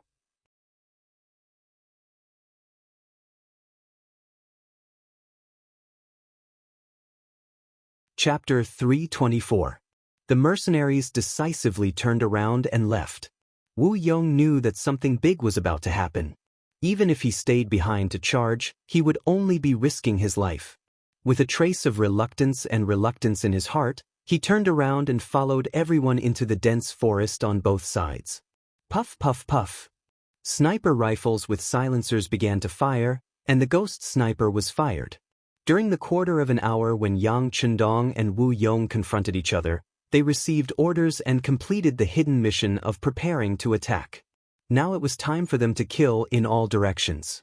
Not only was there the ghost sniper team, but this time, even the Wolf Fang action team temporarily stationed in the security bureau had been waiting in the dense forest for a long time.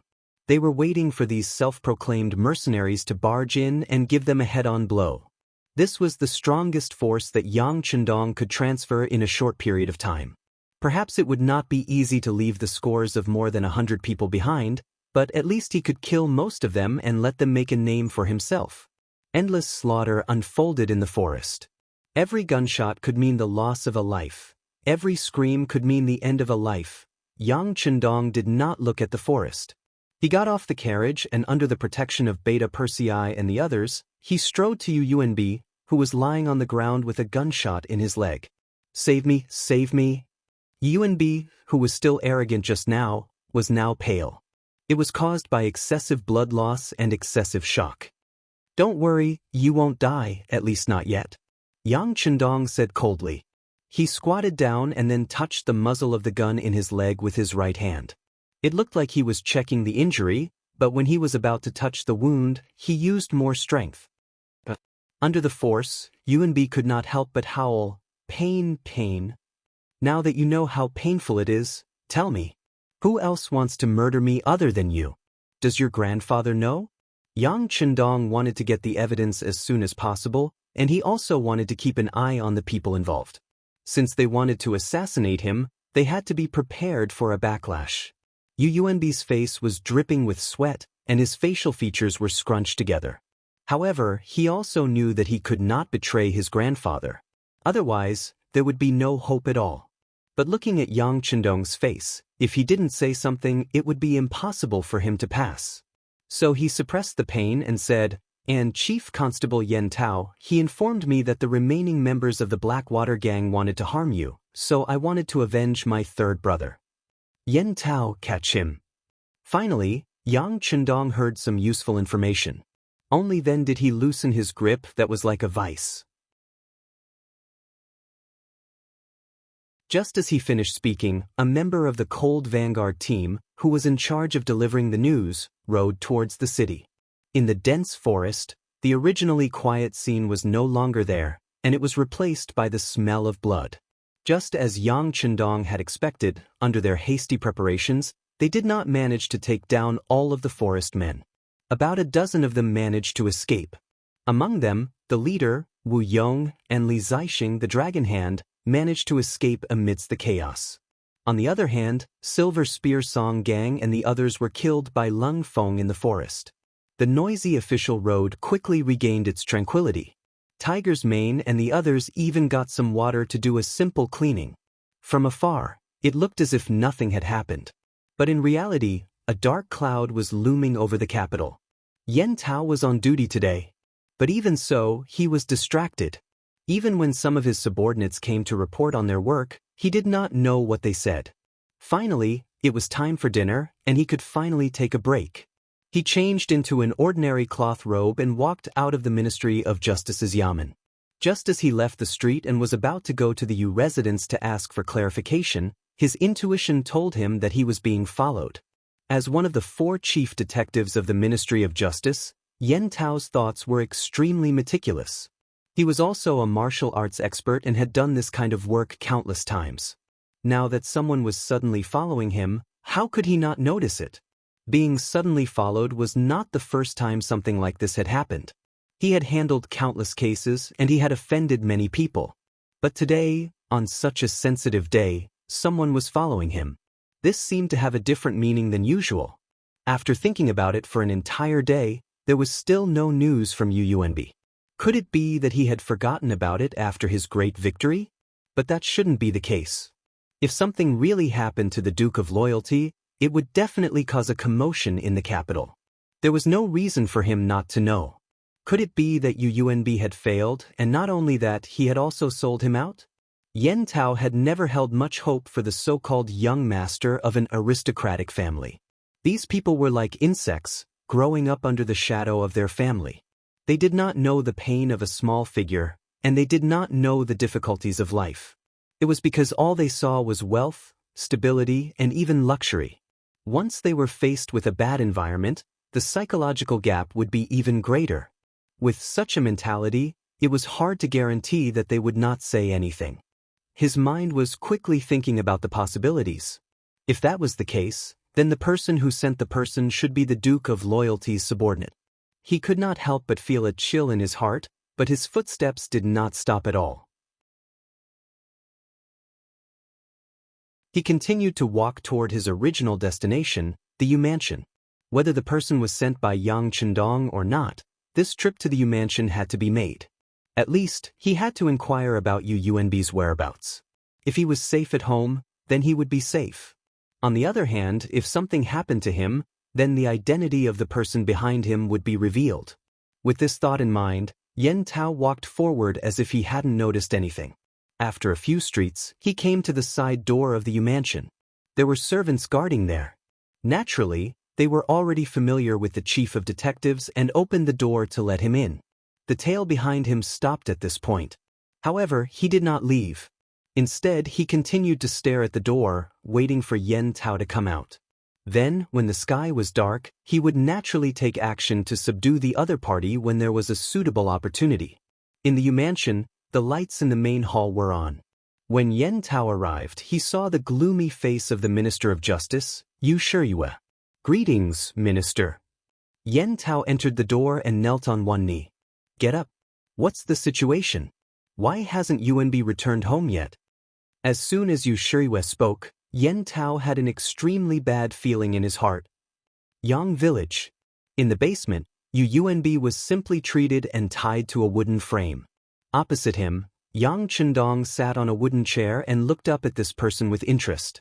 He admired this young man who had the courage to kill him, but at the same time he wanted to scold him for his stupidity.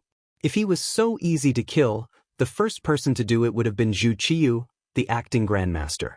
How could anyone else have a chance? The wound was simply treated and the bullet was taken out. When the bullet was placed on the copper plate, a crisp tinkling sound rang out. Yunb's entire body involuntarily trembled. This also made his divine sense seem to have sobered up a lot at this moment. How is it? Is it very painful? Sai, life is like this. There is always some pain to let a person see the truth more clearly. Just like what you did today, it was like a mantis trying to stop a chariot. I really don't know what you were thinking. Did you think that you could kill me just because you brought some light cavalry and some crossbows? People always have to pay the price for their actions. Now that you've been captured, your life is in my hands. Can you say something? Perhaps I'll even consider giving you a quick death. How about it? Yang Chendong spoke unhurriedly, as if he was criticizing the other party. He was also amazed by the other party's actions, or perhaps he was calling him stupid. However, it wasn't until the last sentence that his true intention was revealed. However, after this sentence, one could see that Yunb's expression had clearly become much uglier. If he said that he would give him a quick death, wouldn't that mean that he would die regardless of whether he said it or not? Of course, he didn't want to die. He had a grandfather who was a minister and was now a sixth-rank official in the imperial court. He was also young and could be said to have a bright future. How could he die? He didn't know what kind of darkness he would experience after death. Everything he had now would end and he would lose it all. At this moment, he didn't know whether it was because of fear or because it aroused his heroic spirit. He suddenly changed his weak appearance and shouted loudly, "No! You can't kill me! My grandfather won't let you go if he knows. I'm an official of the imperial court. If you kill me, you'll offend the law. Even the emperor won't tolerate it. Let me go, let me go. Otherwise, I'll flatten your Yang village and kill everyone in your Yang family." Yunb was still shouting hysterically, roaring threats several times. Yang Chendong could no longer hear all of this. After turning around and leaving the basement, he said to Yang Lu, who was guarding here, "Send someone to accompany him. There's no need to torture him. Just don't let him sleep. When he's sleepy, splash him with cold water." The exhaustive interrogation method had long been proven to be one of the most useful interrogation methods in later generations. However, because the process was too inhumane, it had been banned for many years. However, it was now the Great Ming Dynasty, so naturally, no one would pursue this matter. After handing over the matter to Yang Lu, Yang Chendong returned to the inner courtyard. He was greeted by his wife, Hu Yen, second Madame Qiao Yin, and seventh sister Yang Duo, who were in the village. There was a trace of kindness and anxiety in their eyes, but in the end, Hu Yen asked, "What happened?"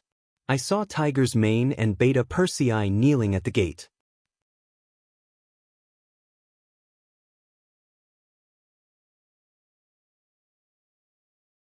Chapter 325. It's fine. Yang Chendong showed an extremely bright and clean smile. "It's just a small matter." They willingly accepted the punishment. "By the way, what delicious food did you make today? Ask someone to bring it out. Lu Lang will have dinner with you in a while." Knowing that Yang Chendong intended to send them away, Hu Yen and the other two girls still wanted to say something, but considering that the man had to do great things, they all obediently nodded and followed Hu Yen to the kitchen. When Qiao Yin walked past Yang Chendong, she said in a mosquito-like voice, "Don't be too harsh." Yang Chendong could not help but smile. Among the girls, only Qiao Yin had trained with him in cold front before, so she naturally knew his methods. For this reason, it was normal to have such worries. It was just that Beta Persei's performance today was really disappointing. If they had not received the news in advance and made some preparations, it was hard to say what the result would have been. Learning from the mistakes of others, there were some problems that needed to be properly discussed. At the gate in front of the inner courtyard, there were several rows of people kneeling in neat rows. This might be the benefit of strict training. Even when they were kneeling, they were so neat that no one could find any fault with it. The runners were led by Tiger's Mane and Beta Persei. Behind them were the First Guard Team's Captain Xiao Vi, the Wolf Fang Team's Captain Tai Hu, and the Ghost Sniper Team's Captain Bai Zua. The third row was the team members under these people, the elites of Cold Front. These people were all members of Cold Front who participated in today's operation. Although time was a little short, they were prepared. However, some people still managed to escape. For this matter, without waiting for Yang Chendong to say anything, Tiger's Mane and the others took the initiative to kneel here and beg for forgiveness. When Yang Chendong walked out of the gate, Tiger's Mane and the others raised their heads, but when they saw Dong Shuai's expression, they quickly lowered their heads. Many of these people were personally taught by Yang Chendong, and some were trained according to his principles. They could all be considered as his students. As a teacher, he usually tried his best to maintain a friendly side. However, no matter what he did, due to the difference in status, there was always a gap between Yang Chendong and the rest. Perhaps this gap wasn't that big. In fact, it was very small. However, the gap still existed. No one dared to ignore this point, and no one dared to deny it. Now, Yang Chendong's expression was only slightly unpleasant, but Tiger's Mane and the others were so frightened that they lowered their heads like children who had done something wrong, waiting for the adults to punish them. Time seemed to have stopped at this moment. For more than 10 breaths of time, Yang Chendong didn't say a word. A tense atmosphere unknowingly filled the space. This kind of silence was often the calm before the storm, the prelude to the arrival of the storm. "You all disappoint me." Finally, after a short period of silence, Yang Chendong spoke. When he opened his mouth to speak, a wave of pressure surged into everyone's body. That kind of feeling was like being pressed down by a 10,000-kilogram rock, giving birth to a feeling of suffocation. "I was wrong to wait." Tiger's Mane, Beta Persei, and the others bowed their heads and admitted their mistakes shortly after Yang Chendong's words, as if they had turned over a new leaf. "Wrong? Are you really wrong? All right, Beta Persei, let me ask you, where did you go wrong?" Yang Chendong's voice seemed to be very casual, but the anger in his voice was getting stronger. Beta Persei, who was called out, was stunned at first. He was tall and extremely skilled. He was one of Yang Chendong's most trusted guards and was often brought along to protect him.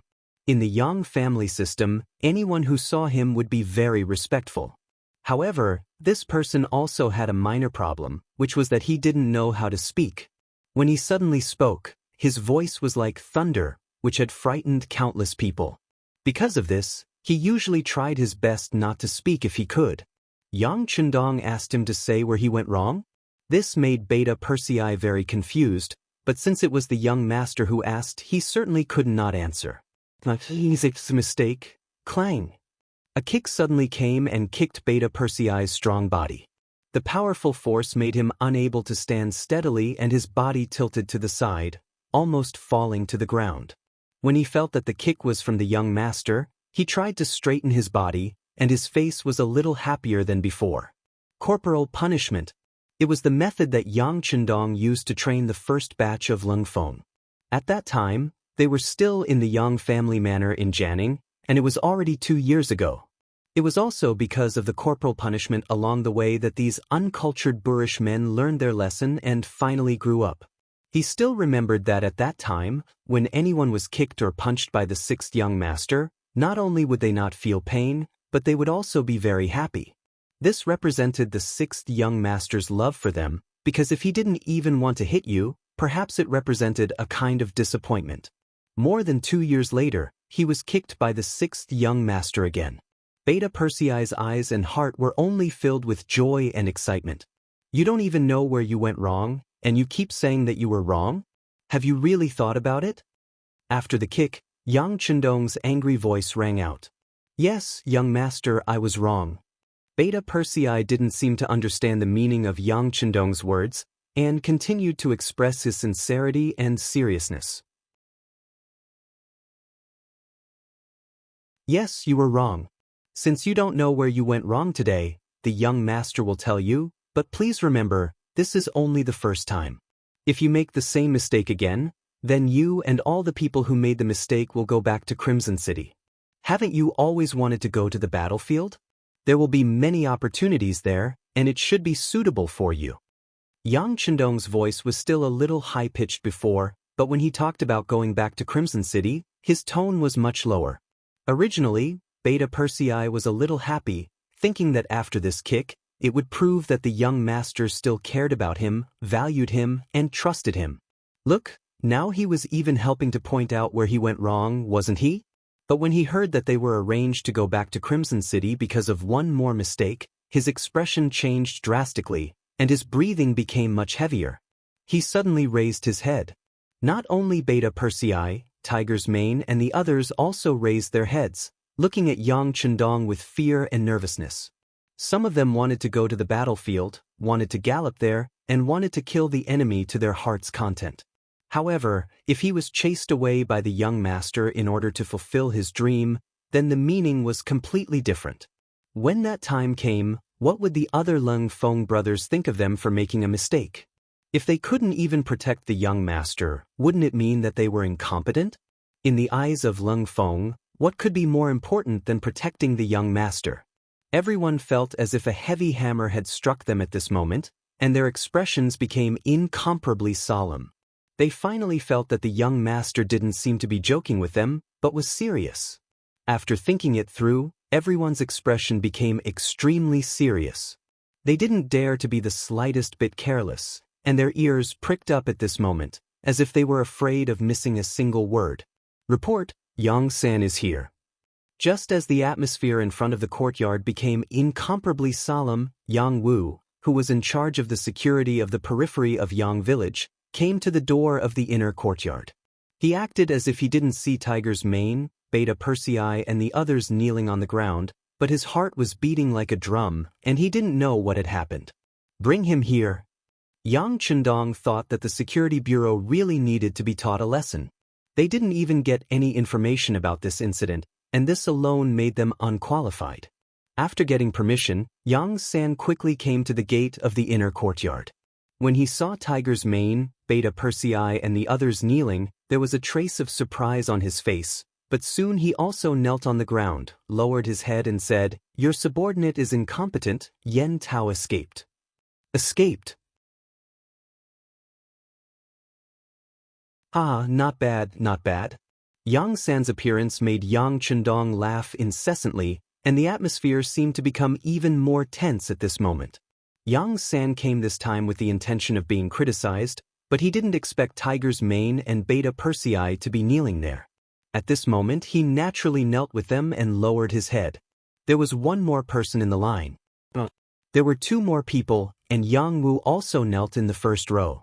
Although he still didn't know what had happened, he thought that not everyone could hear the young master's lesson. The kneeling crowd seemed to have grown a little, but it was quieter than before, which made Yang Chendong's voice even more deafening at this moment. Let's talk about Beta Persei first. You're very good at fighting, aren't you? You clearly know that the people who came are all from the underworld and have learned pure martial arts since young.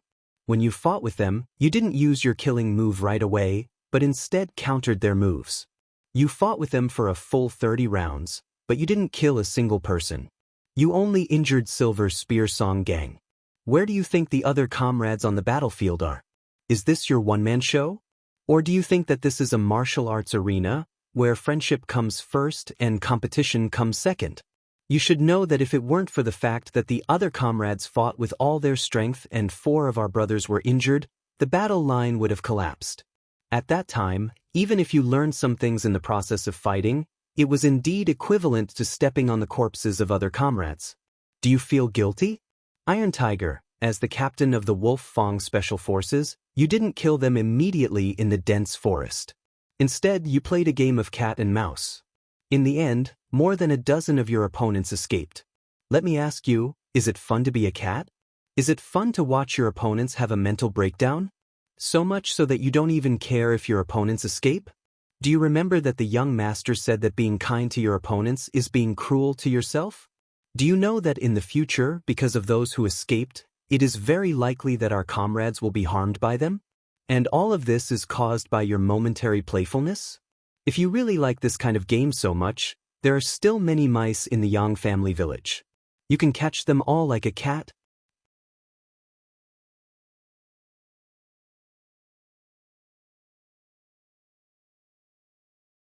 Chapter 326. Baizhua, as the king of sniping, you and the entire Ghost Sniper squad are responsible for long-range attacks. It was killing people invisibly, killing people from 1,000 meters away. But what did you do? Other than killing some opponents in the first and second rounds, you actually gave up on your best spear technique and changed to bayonets to charge at the opponents just to test your close-range abilities. Not only did you escape from the opponents, but you also injured 2 of your brothers. Whose fault is this? Yang San, I've told you before that intelligence work is very important and even plays an important role in the overall situation. You are everyone's clairvoyant eyes and ears. But what did you do? Other than the loopholes in your intelligence, you even lost information about a person. Do you know how much the Security Bureau has invested in you compared to other comrades in terms of money, reputation, and other aspects? You can't get enough returns from your generous investment. If that's the case, and you still can't do a good job, then you can only be replaced. You can go back to Crimson City and join the Public Security Bureau. There seems to be a criminal police captain there, so you are suitable. There's also Tiger's Mane. According to the previous plan, after you and Chiovi appeared, you would charge at the enemy's rear like a gust of wind sweeping the fallen leaves. After that, you would charge at the enemy on horseback and use the advantage of your warhorse to wipe out all the enemies in one fell swoop. But what did you do? All of you stood in front of me and scared the enemies away. What's the use of standing in front of young master? To be a door god? If that's the case, Crimson City's gate will lack 2 suitable gatekeepers. You guys can fill this gap. In a short while, Yang Chendong said a lot. Almost all of the people kneeling here were mentioned. Even Yang Wu, who came later, was reprimanded.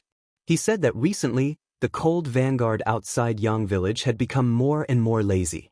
In the past, they were required to be alerted if there was an enemy within 10 miles. But now, they only noticed when the enemy was 5 miles away. Passive defense would never be as effective as taking the initiative to attack, and it would be more proactive. After a round of scolding, he pointed out some of the shortcomings that were gradually revealed. For example, arrogance, self-righteousness, disobedience, adventurous, lack of consideration for the overall situation, selfishness, disregard for the safety of their comrades, and so on. This was not a sudden thought. After living peacefully in the Yang family village for so long, everyone's spirit had indeed become lazy. They thought that they had the strongest weapon in the world and had gone through strict training, so they were truly invincible. But he really didn't know that arrogance could easily lead to death. He really didn't know that arrogance made people fall behind, and falling behind meant being beaten. Taking advantage of today's opportunity, Yang Chundong taught everyone a lesson. If the tree is not repaired, it will not be straight. If the person is not repaired, he will be valiant. No matter how strong a person was, if they were arrogant to the point of looking down on everything, then they wouldn't be far from being defeated. From today onwards, start criticizing others and yourself. Everyone was required to participate, and before they completely recognized their mistakes, their daily training sessions would be doubled, and those who did not achieve excellent results would have their meals reduced by half. For the third time in a row, his results were still the worst. Thus, he left the Yang clan manor and returned to Crimson City. His original honor as the Cold Front was revoked, and he was promoted to a civil servant. The rest of the people will return to their normal training state when they recognize their own shortcomings and pass the approval of their comrades. After dropping these words coldly, Yang Chundong turned around and walked into the inner courtyard. Just as he was leaving, he waved his hand and called Tiger's man and the deputy director of the security bureau, Yang San. Criticism and self-criticism were the class meetings in the modern army. During training, even if they were busy, they had to take time out every day to have a small meeting. Often, it would be based on the class as a unit. The squad leader would first self-criticize and criticize others, then the squad leader, and so on for every soldier. This practice could make people more aware of their own shortcomings, and also better understand their comrades around them. They could constantly improve from pointing out the shortcomings, and it could also increase the friendship between comrades. It had been proven that this was a very good way to train soldiers.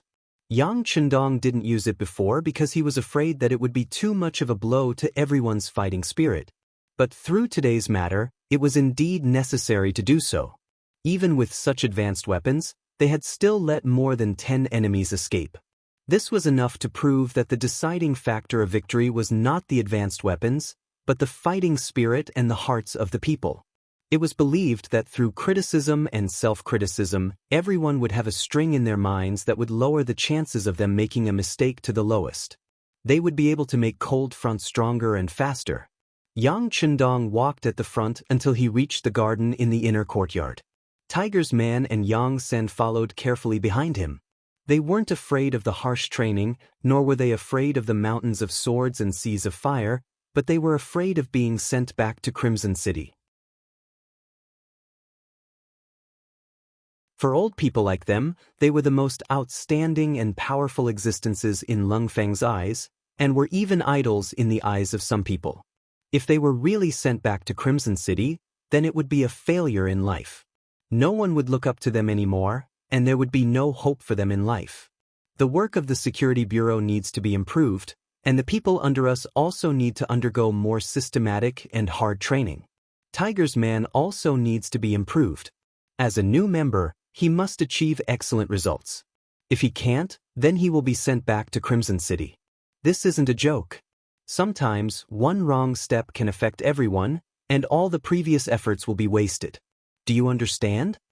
When Yang Chundong's words were heard by Tiger's man and Yang San, the two of them nodded solemnly.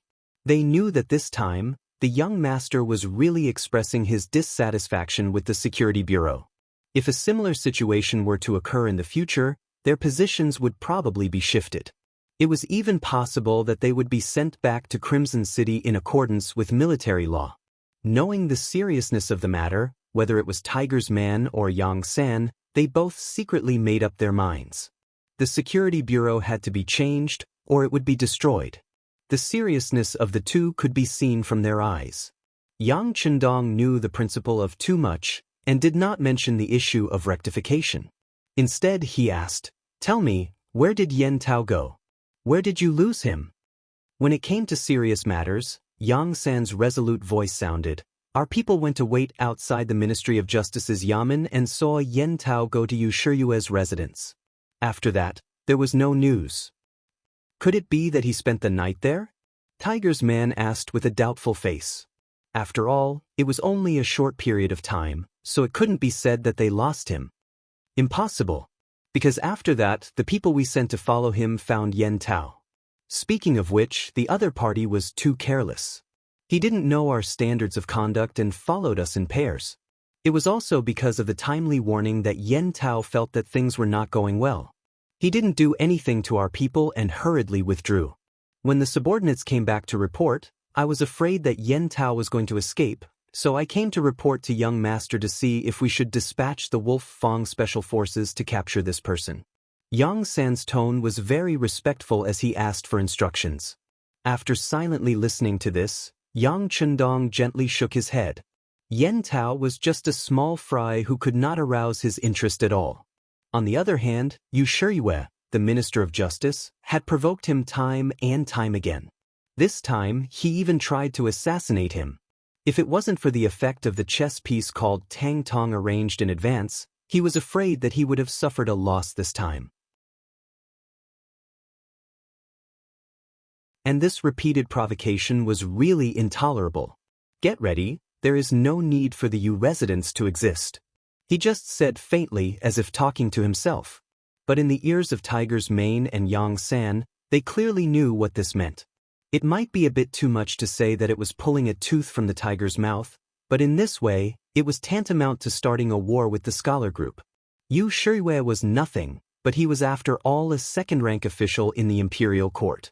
If he was defeated, it was unknown whether the other officials and scholars would have the thought of a fox mourning for the death of a rabbit and a heart of hatred for a common enemy.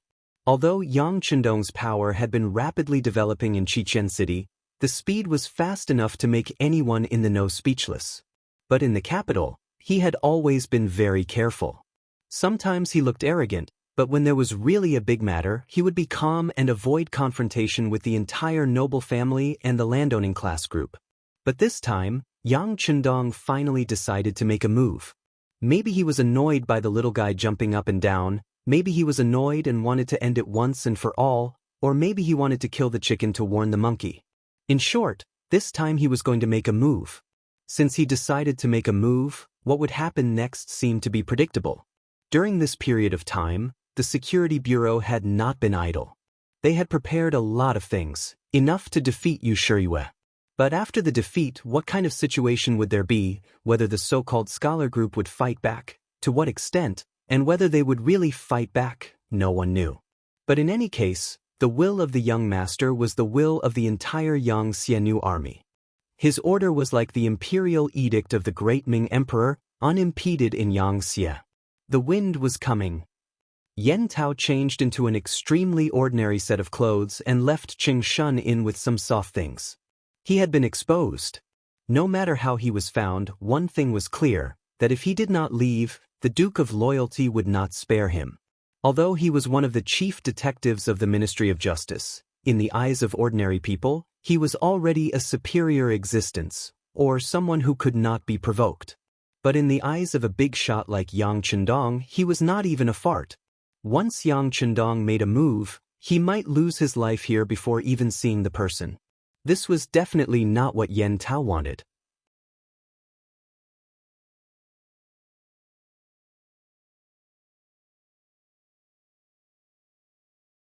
Chapter 327. He only had one choice, to leave the capital. Fortunately, the world was very large, and the Ing sect was still in the south. Even if he couldn't, he still had quite a few of his fellow disciples in the south.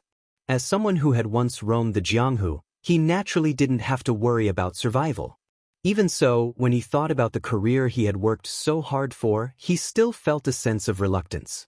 But when he recalled the chaotic scene in the Yu residence, his reluctance was replaced by determination. Yunb had not returned home and had even cut off all contact with his family, causing the entire Yu residence to become tense. This was precisely what he had seen with his own eyes. Perhaps Yu Shiyue had already thought of a certain possibility. If Yen Tao didn't leave now, he probably wouldn't be able to. After looking around the room, he took in a deep breath and resolutely turned around, silently leaving the capital in the middle of the night. Back to the Yu residence. His eldest grandson, Yunb, had not returned home for an entire afternoon.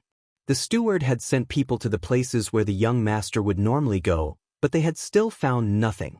When the steward reported this matter to his master, Yu Shiyue, this old man sitting in the academy seemed to have aged a great deal in a single afternoon. Got it, the housekeeper said weakly and left the room in silence.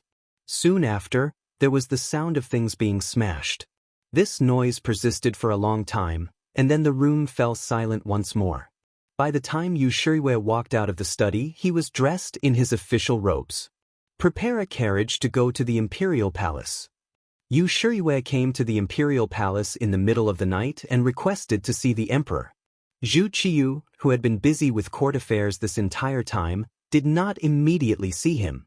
Instead, Chief Eunuch Jin Ing stepped forward and used the excuse that the emperor was tired and had already gone to bed to refuse.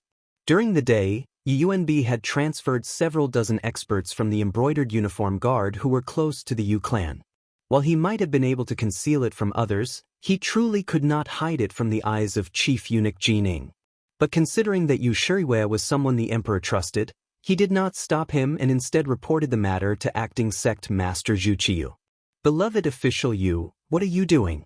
Do you know where those people went? Zhu Qiyu was stunned. The embroidered uniform guards could be said to be the emperor's personal army, and they were directly under his jurisdiction. Someone had reached their hands into the embroidered uniform guards. Even if that person was a trusted courtier as the emperor, he would naturally feel displeased. Jin Ing organized her thoughts, then answered carefully, those people went outside the city, towards the south of the city.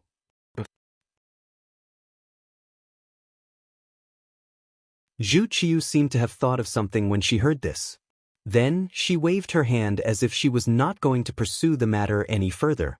To the side, Jin Ing naturally wouldn't say anything. She could see that the emperor might have some feelings towards this loyal duke. She thought it would be good for someone else to knock some sense into him. The emperor didn't care, but that didn't mean Jin Ing didn't care. As a close official of the emperor, there were many things that he needed to prepare for a rainy day. He couldn't just send people to investigate when something happened and the emperor asked him what happened, right? That kind of subject was not qualified and could not become a favored subject.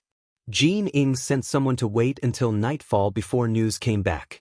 The person who sent the person didn't see anything, but they smelled the scent of blood and found the scene of the murder. According to the report of an experienced spy from the East Factory, there had probably been a fierce battle and many people had died. People have died? A bloody battle? Jin Ing formed an image in her mind. Then she shook her head. Now, no one had come to the imperial palace to see the emperor. From the looks of it, that loyal duke should be fine.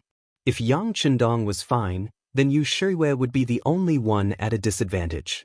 She had a rough idea of what had happened. That night, Yu Shiyue appeared.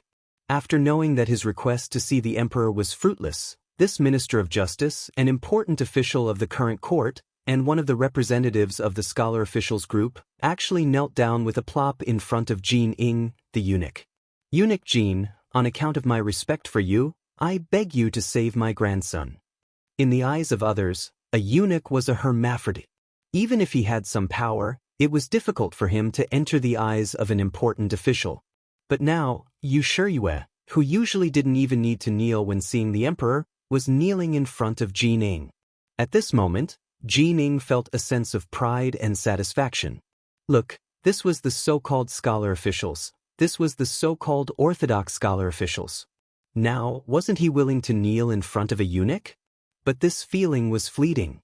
Jin Ing quickly reached out to help Yu Shiyue up. Official Yu, what are you doing? This eunuch is just a eunuch, someone who serves the emperor. How can I receive such a great gift? You can. This time, My grandson has done something foolish. I'm afraid his life will be in danger. Eunuch Jin, please go find the loyal duke and ask him to release him. As for the conditions, this old man will agree. I will agree to all of them, Yu Shirue said with tears streaming down his face. Yu Yuanbi was his most favored grandson. Now that his son had failed to live up to expectations, the Yu family would have to rely on him in the future. Nothing could happen to him. Oh, loyal duke. What happened? Jining asked, knowing full well. AI, it's a long story. Yu Shirue sighed deeply. Then he told Jining about how his eldest grandson, Yu Yuanbi, had been brooding over the death of his third grandson, Yu Xiong. Then, he said, the young man is hot-blooded and has begged this old man to make trouble for the loyal duke many times. But this old man prioritized the overall situation of the imperial court and naturally did not allow it. Who knew that he would secretly take action and bring people to make trouble for the loyal duke? And he hasn't returned yet. He must be at the Yang family manor in the southern part of the city. Eunuch Jin has a lot of face, so please help me save my grandson. The Yu clan will never forget such a great favor. After saying this, Yu Shirue was about to kneel again. Jin Ing quickly stopped him. Lord Yu, don't be anxious. This is not a small matter. Please allow this eunuch to consider it carefully. Eunuch Jin, please help this old man. In the future, this old man will follow Eunuch Jin's lead. Seeing that Jin Ing seemed to be hesitating, Yu Shirue was afraid that the other party would reject him, so he immediately made a heavy promise. The promise of a second-rank official was extremely important. Even Jin Ing had to weigh the weight of this promise. He nodded and said, all right, let this eunuch think about it carefully. It's late today. Tomorrow, we'll go to the Yang family manor and ask for him. Jin Ing couldn't refuse the loyalty of a minister, so he finally agreed. At this point, Yu Shirue also let out a long sigh of relief. Although he really wanted to go save his grandson now, the other party had already agreed. It wouldn't be good to rush him and make him unhappy. Yu Shirue left in the end. At this moment, he was looking forward to the arrival of dawn more than anyone else. However, for Yuanbi, he had the same feeling. Every day felt like a year. He was used to being high and mighty. Even when he ate and dressed in the manor, he had servants to wait on him. But now he was being hung up. The fear caused his nerves to be constantly tense. In addition, he had been shot and had lost a lot of blood. It didn't take long for him to feel sleepy. Every time this happened, there would be a loud noise by his ear, or cold water would be splashed on him, preventing him from falling asleep. Under this torment, Yu Yuanbi's thoughts entered a muddle-headed state. When someone asked him about it, he blurted out a lot of things in a daze. Even he himself didn't know what he was talking about when he said those things subconsciously. That's enough. Have you written it all down? Yang Lu, who was in charge of the interrogation, looked at the member of Cold Front who cooperated with him. I've written it all down. The member of Cold Front who passed the stenographer test put down his pen with a sense of accomplishment. Then he looked at Yang Lu with a bright smile. He probably also knew that with what Yu Yuanbi had said, the so-called Great Ming Dynasty's Minister of Justice, Yu Shirue, would definitely die. Okay, let's go see the young master. Yang Lu's eyes were also filled with excitement, as if he had done something great. Not long after, a few figures quietly left Yang village. Not long after, the information they carried was sent to the security bureau in the capital. Then, it was distributed to the residences of several important officials in the imperial court. Who residence? There was no court session today. Hu Ming woke up very early. Perhaps it was because he was old and didn't sleep as much, or perhaps it was because he felt that something was going to happen. Hu Ming didn't know what exactly happened yesterday, but his son was one of the officials of the embroidered uniform guard. Naturally, he knew a little about the embroidered uniform guard and the East Military Depot moving people out of the city. Moreover, based on his many years of experience, he believed that this matter had something to do with his grandson-in-law. Hu Ming didn't know how to evaluate Yang Chundong. He was young, talented, knowledgeable in military affairs and business. He had relied on himself to win the title of duke before the age of 20. Even when the Great Ming was founded, no one had been able to do such a thing. Just from these aspects alone, this grandson-in-law was very satisfactory. With this sort of in-law, the Hu clan would have no worries for at least several decades. Moreover, from the information he had gathered from various sources, his relationship with his granddaughter Yen-er was extremely good. The husband and wife respected each other and loved each other very much. It was impossible to find any fault with this. This sort of grandson-in-law could be said to be 1 in 10,000, or even 1 in 100,000. It was precisely because he was too young that he showed off his ability. Because of his great achievements, he had earned the emperor's suspicion, and he had repeatedly offended others in the imperial court, becoming the target of public criticism several times. At first, Hu Shao thought that Yang Chendong had done this on purpose. He didn't want to have a good relationship with the important officials in the imperial court so that he could tell Daizong Zhuqiu that he didn't have the intention of starting a faction, and that he didn't want to form a small faction. You can rest assured.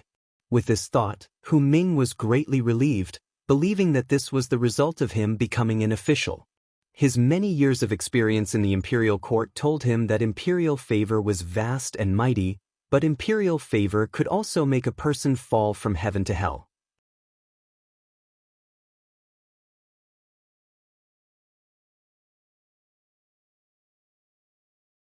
Chapter 328. As time passed, this impression slowly changed, and Hu Shao began to have more thoughts. This grandson-in-law did not make friends with important officials not because he wanted to clear his name, nor was it to show off to others. It seemed that he truly did not want to make friends with them, and even seemed to look down on these important officials. As soon as this thought appeared in his mind, Hu Shao was given a fright. He had seen many arrogant people, and there were countless people who thought they were talented when they were young. Because they were too smart, they always looked down on others. Such people were lonely. However, this kind of thinking was not desirable, because reality would tell them that if they did not work together and rely on others, they would never be able to do anything. However, in Yang Chendong's eyes, this was not the case. He was an expert who could do things without relying on others. For example, the establishment of the immortal abode and heavens beyond heaven did not rely on other factions. Yang Bao's establishment was even before he had made a name for himself. Later on, the Yang family bank became a hot topic, and its influence spread far and wide without anyone's help. Even Hu Shao, an elder who was related to him by blood, did not even ask for help. Yet he had done these things. Not only that, he had done so well. Even though he had been suppressed a while ago, he had managed to survive without any major chaos. He was an oddity among oddities, yet he could do everything well. Even if Hu Shao wanted to find fault with him, or even lecture him as an elder, he could not find a suitable reason. This made Hu Shao feel vexed. Perhaps it was because he had seen too many beneficial things in his life. Back when Yang Chendong wanted to marry his granddaughter, he had thought that Yang Chendong wanted to borrow his power. At the time, it was not just him. Many people thought this way as well. Yang Chendong wanted to borrow his power, so how could Hu Shao not think the same? If the Hu clan wanted to develop, if they wanted to have good fortune, and if they wanted to continue, they also needed a strong alliance. In addition, his granddaughter, Hu Yen, was also very fond of this marriage, so he had agreed after deep thought. For this reason, Hu knew how many people in the capital envied him. However, all of this changed on the day of their wedding. On the same day, Yang Chendong not only married Hu Yen, but also took in 3 concubines. Even though he had said that he had discussed this matter with the Hu clan, only Hu Shao knew that he had been completely unaware of this matter from beginning to end. This was tantamount to slapping his old face, but he couldn't say anything about it. He couldn't tell others that he didn't know anything. If he did, wouldn't he be slapping himself in the face?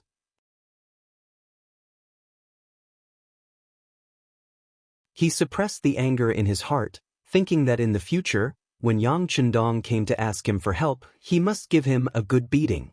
He had waited for such an opportunity for a long time, but Yang Chendong had never once asked him for it. On the contrary, they would send a lot of priceless gifts during festivals. Because of this, the Hu clan became even more prosperous. Some of the younger generation and side branches in the bureaucracy naturally benefited from this. They no longer needed to rack their brains and rely on their positions and power to do things they didn't want to do. On the contrary, this allowed them to establish themselves more upright and flourish in the bureaucracy. Normally, an official clan would have the support of a large financial group behind them. However, there was no one like Yang Chendong, who only gave and didn't ask for anything in return. As a result, the Hu clan could do things more openly. Even if an enemy wanted to make trouble for them, it would be difficult for them to find a reason. Because of their selflessness, many of the Hu clan's officials were more upright. With just a little bit of effort, it wasn't difficult for them to rise up the ranks. The eldest son, Hu Changning, had also been promoted because of Yang Chendong, and now he had even caught the emperor's eye. All of this was because of Yang Chendong's help. Over time, the Hu clan no longer treated Yang Chendong as a junior who relied on the shade of a large tree. Instead, they viewed him as a colossus on the same level as them. Changes were constantly occurring, and Hu Shao began to place more of his attention on this matter.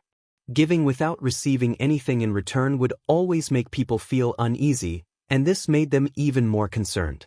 Naturally, the imperial court would protect Yang Chendong's interests. This was the only thing Hu Shao could do. It could be considered a return for what he had received. When yesterday's incident came out, and it happened in the southern part of the city, Hu Shao couldn't help but wonder if it had something to do with his grandson-in-law. If it had something to do with him, why hadn't there been any news yet? Could it be a small matter? But since the embroidered uniform guards had made a move first, and the Eastern Palace guards had made a move later, how could it be a small matter? Hu Shao, who hadn't slept well the entire night, was puzzled. Finally, he heard footsteps behind him. Ning, why don't you sleep a little longer? Hearing the footsteps, he knew that his eldest son, Hu Changning, had arrived. Hu Shao slowly turned his head, and a kind expression appeared on his face. Father, there's news. Hu Changning didn't answer. In reality, he had been awakened by a sudden incident. When the city gates opened in the morning, the security bureau had brought over a set of documents. He hadn't woken up yet, but when he saw the documents and records in his hands, all his sleepiness disappeared, and he hurried over to find his father. Hu Zhao's expression didn't change, but his hand had already reached out, indicating that he valued this matter. As the documents fell into his hands, he slowly read them. Finally, his expression changed. Sensing that his father was digesting the contents of the documents, Hu Changning carefully said, "The person who came is Chendong's trusted aide. He also sent over a handwritten letter. Give it to me." Just as he was thinking about the importance of this matter, Hu Shao didn't hold back when his son said this. He reached out again, and a letter was unfolded in front of him. Hu Zhangning read the letter word by word.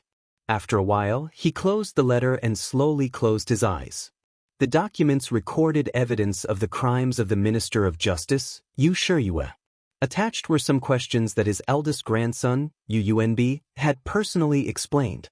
Yu Yuanbi was Yu Shiyue's successor, and because of this identity, he was usually involved in many core and confidential matters. One of them was only known to his own family. Yu Shiyue had secretly sent someone to contact Zhu Qizhen of the Ying sect, who was in the south. The general idea was that once something happened to the Dai sect, he would seek refuge there. This idea of having a foot in two boats wasn't wrong. In fact, it was the right choice in troubled times. However, the problem was that some things could be done, but others couldn't know about it. Once others found out, those who wholeheartedly wanted to serve two masters would often end up empty-handed, or even lose their heads. As a ruler, he could tolerate the selfishness of his subjects and seek benefits for himself. However, this kind of behavior that didn't completely submit to him was absolutely intolerable. When Hu Shao saw this, he knew that Yu Shiyue wouldn't be able to get past this obstacle. The result of touching the dragon's reverse scale was obvious. Hu Shao didn't speak for a long time. Hu Changning, who was beside him, carefully asked, "Father, this is the minister of the imperial court. Why is Chendong forcing him to his death?" Hu Changning hadn't seen Yang Chendong's private letter before, so he naturally didn't know the reason. his thoughts were still stuck on the idea that since they were all important officials in the imperial court, it would be better to cover up for each other and find a good relationship. Beating someone to death like this would only make others wary of you and alienate you. This wasn't what a wise person would do. When Hu Shao heard the question, he let out a long sigh and said, "Go take a look for yourself. Your son-in-law wants to go south to take a look. He's killing the chicken to warn the monkey before he leaves, reminding everyone." No, it should be said that he's directly killing the monkey.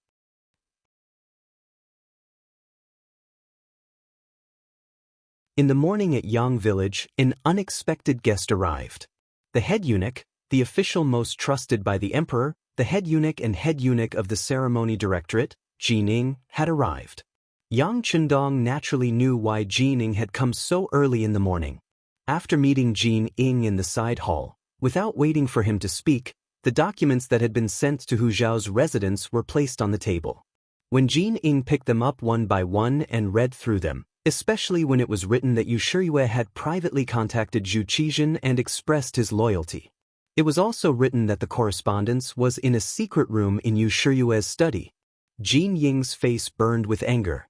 Originally, he had come with the intention of interceding on Yu Shiyue's behalf.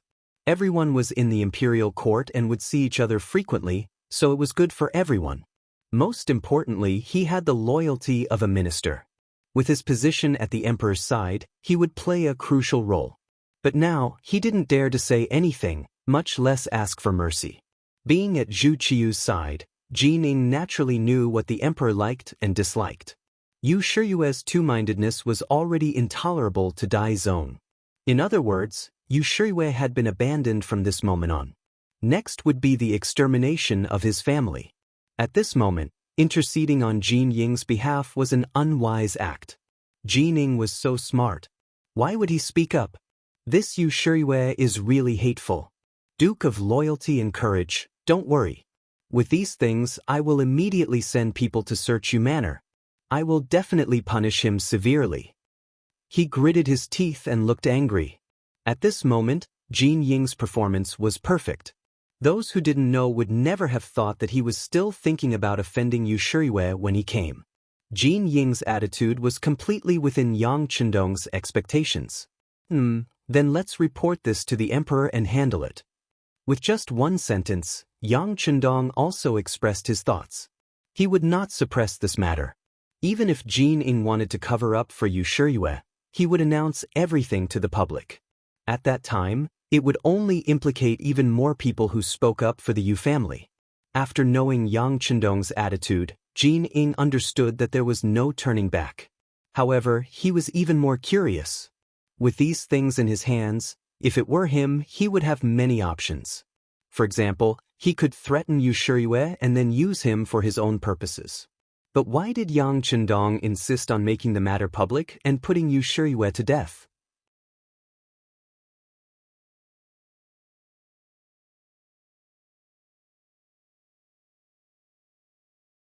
Chapter 329. Did he not know that this would easily cause the other officials to panic? After all, who hadn't done something wrong before? If that was the case, it would arouse everyone's vigilance and even cause them to band together in opposition. Wouldn't that mean that their future path would become narrower and narrower? Jining had far too many questions. Fortunately, Yang Chendong spread out his words and gave an explanation that made the other party feel a sense of sudden realization. Eunuch Jin, my deceased father's birthday is approaching. Last year was supposed to be the 10th anniversary of his death, but the Walla army truly was present, so we were unable to leave. Fortunately, the situation of the country has stabilized, and this duke has received His Majesty's great favor and has been granted the title of loyal and courageous. But in reality, I have been granted a fief of Jining residence. Thinking about it, it's been so long since I've brought Madam to see it, so it's best to end this matter together, Yang Chendong said in a rather sorrowful tone, his eyes seeming to be reminiscing about something. Speaking of which, Jining also knew Yang Rong. Strictly speaking, they had spent a long time in the same court. And now that Yang Chendong was speaking of filial piety, Jining had nothing to say. Yes, filial piety is the foundation of a person, But which madam will the Duke of Loyal and Courageous be bringing with you? Of course, the official wife. Yang Chendong said matter-of-factly, and then he added, that's right, there's also third madam, Lady Shui. She's always yearned for the atmosphere of the south, so this duke promised her long ago that she would come with us. Without waiting for Jining to say anything, Yang Chendong continued, of course, this duke's roots are still in the capital. This is my business, and second madam and fourth madam will remain behind to manage it. When the time comes, I ask that eunuch Jin take care of it. This duke will be endlessly grateful. Jin Ying's expression had already become extremely nervous, but when he heard the last part, he clearly relaxed. And seeing Yang Chendong so courteous, he cupped his fist and replied, Duke of Loyal and Courageous, please be at ease. But if there's anything you need, you can order someone to come find this duke. I will do my best. Many thanks, Yang Chendong cupped his fist in thanks, and the two seemed to have a very pleasant conversation. About an hour later, Jin Ying left Yangjia village. What was different from when he came was that there were a few more banknotes in his bosom, totaling up to 200,000 taels. Come to think of it, almost every time Jin Ying came to Yang Chendong, as long as she wasn't looking for trouble, she would receive many benefits. Moreover, she would receive many benefits. From this, it could be seen that Yang Chendong knew how to conduct himself. The carriages left the Yang Chendong manor.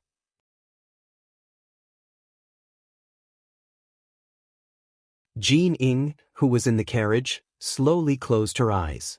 Her mind was filled with what Yang Chendong had just said. Now that she had a clear understanding of what had happened, Jin Ying didn't know how to describe Yu Shiyue's actions. After thinking about it for a long time, he could only think of one word, and that was overestimating himself. Just because he had lost a round in the previous battle, he had been brooding over it. Now that he finally had the chance, he wanted to kill the other party.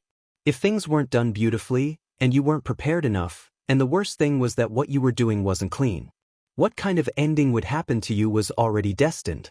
This was why Yang Chendong had angrily attacked. But now, it seemed that this person had a sense of propriety.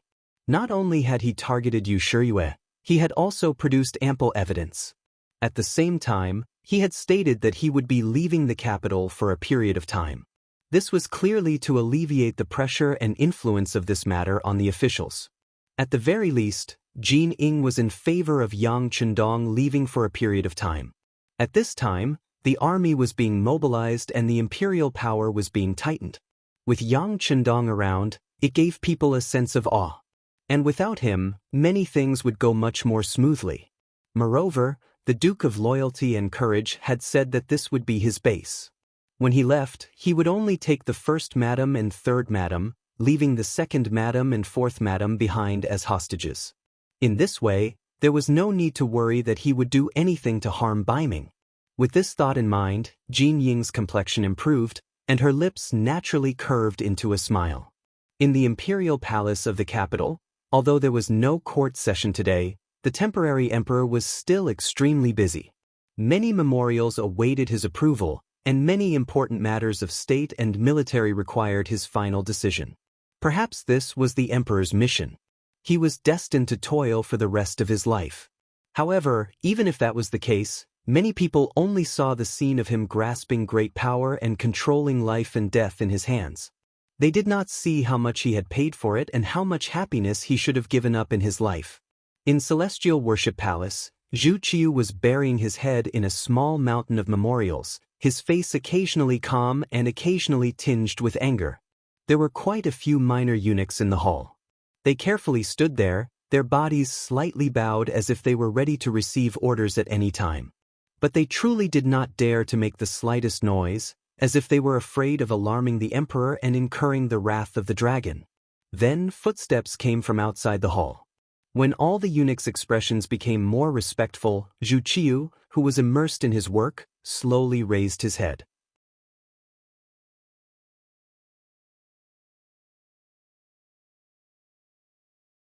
After a casual glance, he continued to read the memorials in his hands. He said, "Official Jin has returned. Long live the emperor, long live the emperor." As usual, after Jining knelt and paid her respects, She stood up and carefully walked to the front.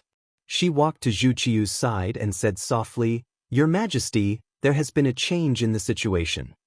"HM?" Zhu Qiu seemed to have heard her, but also seemed not to have heard her. At least, he did not do anything out of the ordinary. But Jin Ying, who was used to serving him, knew that Zhu Qiu had completely listened. She continued in a small voice, "Your Majesty, Yu Shiyue is suspected of treason." "HM?" As if suddenly awakened, Zhu Qiu abruptly turned his head. He glared fiercely at Jin Ying and said, "Qing, say that again." Jin Ying knelt on the ground with a thump. As if she was frightened, she continued, "Your Majesty, Yu Shiyue has secretly contacted Zhu Qizhen of the Ying sect. He has the intention to submit." "Bastard!" When he heard Zhu Qizhen's name, Zhu Qiu's expression was clearly furious. But no one knew whether he was scolding Jin Ying or Yu Shiyue. Because of Zhu Qiu's anger, the temperature in Fengtian Hall seemed to have dropped. The other eunuchs bowed even lower. At this moment, it was so quiet that even the sound of a pin dropping could be heard. After about 3 or 4 breaths, Zhu Qiu seemed to have adjusted his state of mind. His voice was no longer as frightening as before. Perhaps he had slowly begun to digest this news. "We have treated Yu Qing well. How could he do such a thing? Do you have sufficient evidence for this? This subject has just returned from Yang village. Everything was told by the Duke of Loyalty and Courage. I heard it from Yu Shiyue's eldest grandson, Yu Yuanbi. It should not be false. But after all, this involves the position of minister. This subject did not dare to make any rash comments and did not send anyone to obtain evidence. Send someone to get it. We want to see the evidence. We want to see the evidence." Zhu Qiu's voice grew louder and louder as if his anger was rising. "Yes, this subject will send someone to do so. Your Majesty must take care of your health." Seeing that Zhu Qiu was in a fit of rage, Jin Ying knew that no matter what he said now, the other party would not believe him. He spoke as he retreated. He was not afraid. He just wanted to give the emperor time and space to digest this news. The emperor was also a person. He also had emotions. The so-called not showing his emotions, usually referred to in front of outsiders, such as eunuchs. Usually, Zhu Qiu would not fake it. Jin Ying was well aware of this. That was why he retreated to give the emperor time to adjust. Of course, he also needed to obtain the evidence. Manner. A night had passed. They had sent out all the men they could, but there were still no clues. At this time, as the master of the manor, the current Minister of Justice, Yu Shiyue, did not dare to have any expectations. He could only place everything on Jin Ying. He hoped that this chief eunuch still had some face and could get Zhang Sun Yuanbi back from the hands of the Duke of Loyalty. As for what kind of price he would have to pay, he was already prepared to be bitten. The entire manor became gloomy because of Yu Shiyue's mood. The servants walked carefully, as if they were afraid of doing something wrong and being caught in the crossfire. Many things could happen just because you did not want them to. Just like the Yu residents at this moment, although everyone was already very careful, what happened next still caught them off guard. A large number of embroidered uniform guards with embroidered spring sabers suddenly appeared. They quickly rushed into the residence and blocked the main passages in the courtyard. "What's going on? What's going on?" Yu Shiyue, who was sitting in the study waiting for Jin Ying to send him news, felt the chaos outside. He stood up and looked outside with a nervous and confused expression. "The embroidered uniform guards are here. They surrounded this place and said they want to search the house." After the chief eunuch pushed open the door to the study without permission, he stumbled and spoke in an unclear voice. "Get out of my way." Before the chief eunuch could explain the situation clearly, the commander of the embroidered uniform guards, Ji Guang, who was dressed in a flying fish robe, followed behind him. When he saw that the chief eunuch still wanted to say something, he raised his leg and kicked him to the ground. "How dare you, Ji Guang? What are you doing? Don't think that just because you're from the embroidered uniform guards, I can't punish you. I'm going to report this to the emperor." Seeing her servant being beaten in front of her, how could Yu Shiyue, who had always been pampered and held a high position, tolerate it? She raised her voice and reprimanded loudly, as if she wanted to put a lot of pressure on the other party. You're tuning in to the Passion Pages YouTube channel. We're so grateful for your support, and don't forget to subscribe to join us on this incredible journey through captivating stories. Your generosity through donations truly makes a world of difference, as it's the primary source of revenue that allows me to expand and enhance this channel for you. Thank you from the bottom of my heart for being a part of this adventure.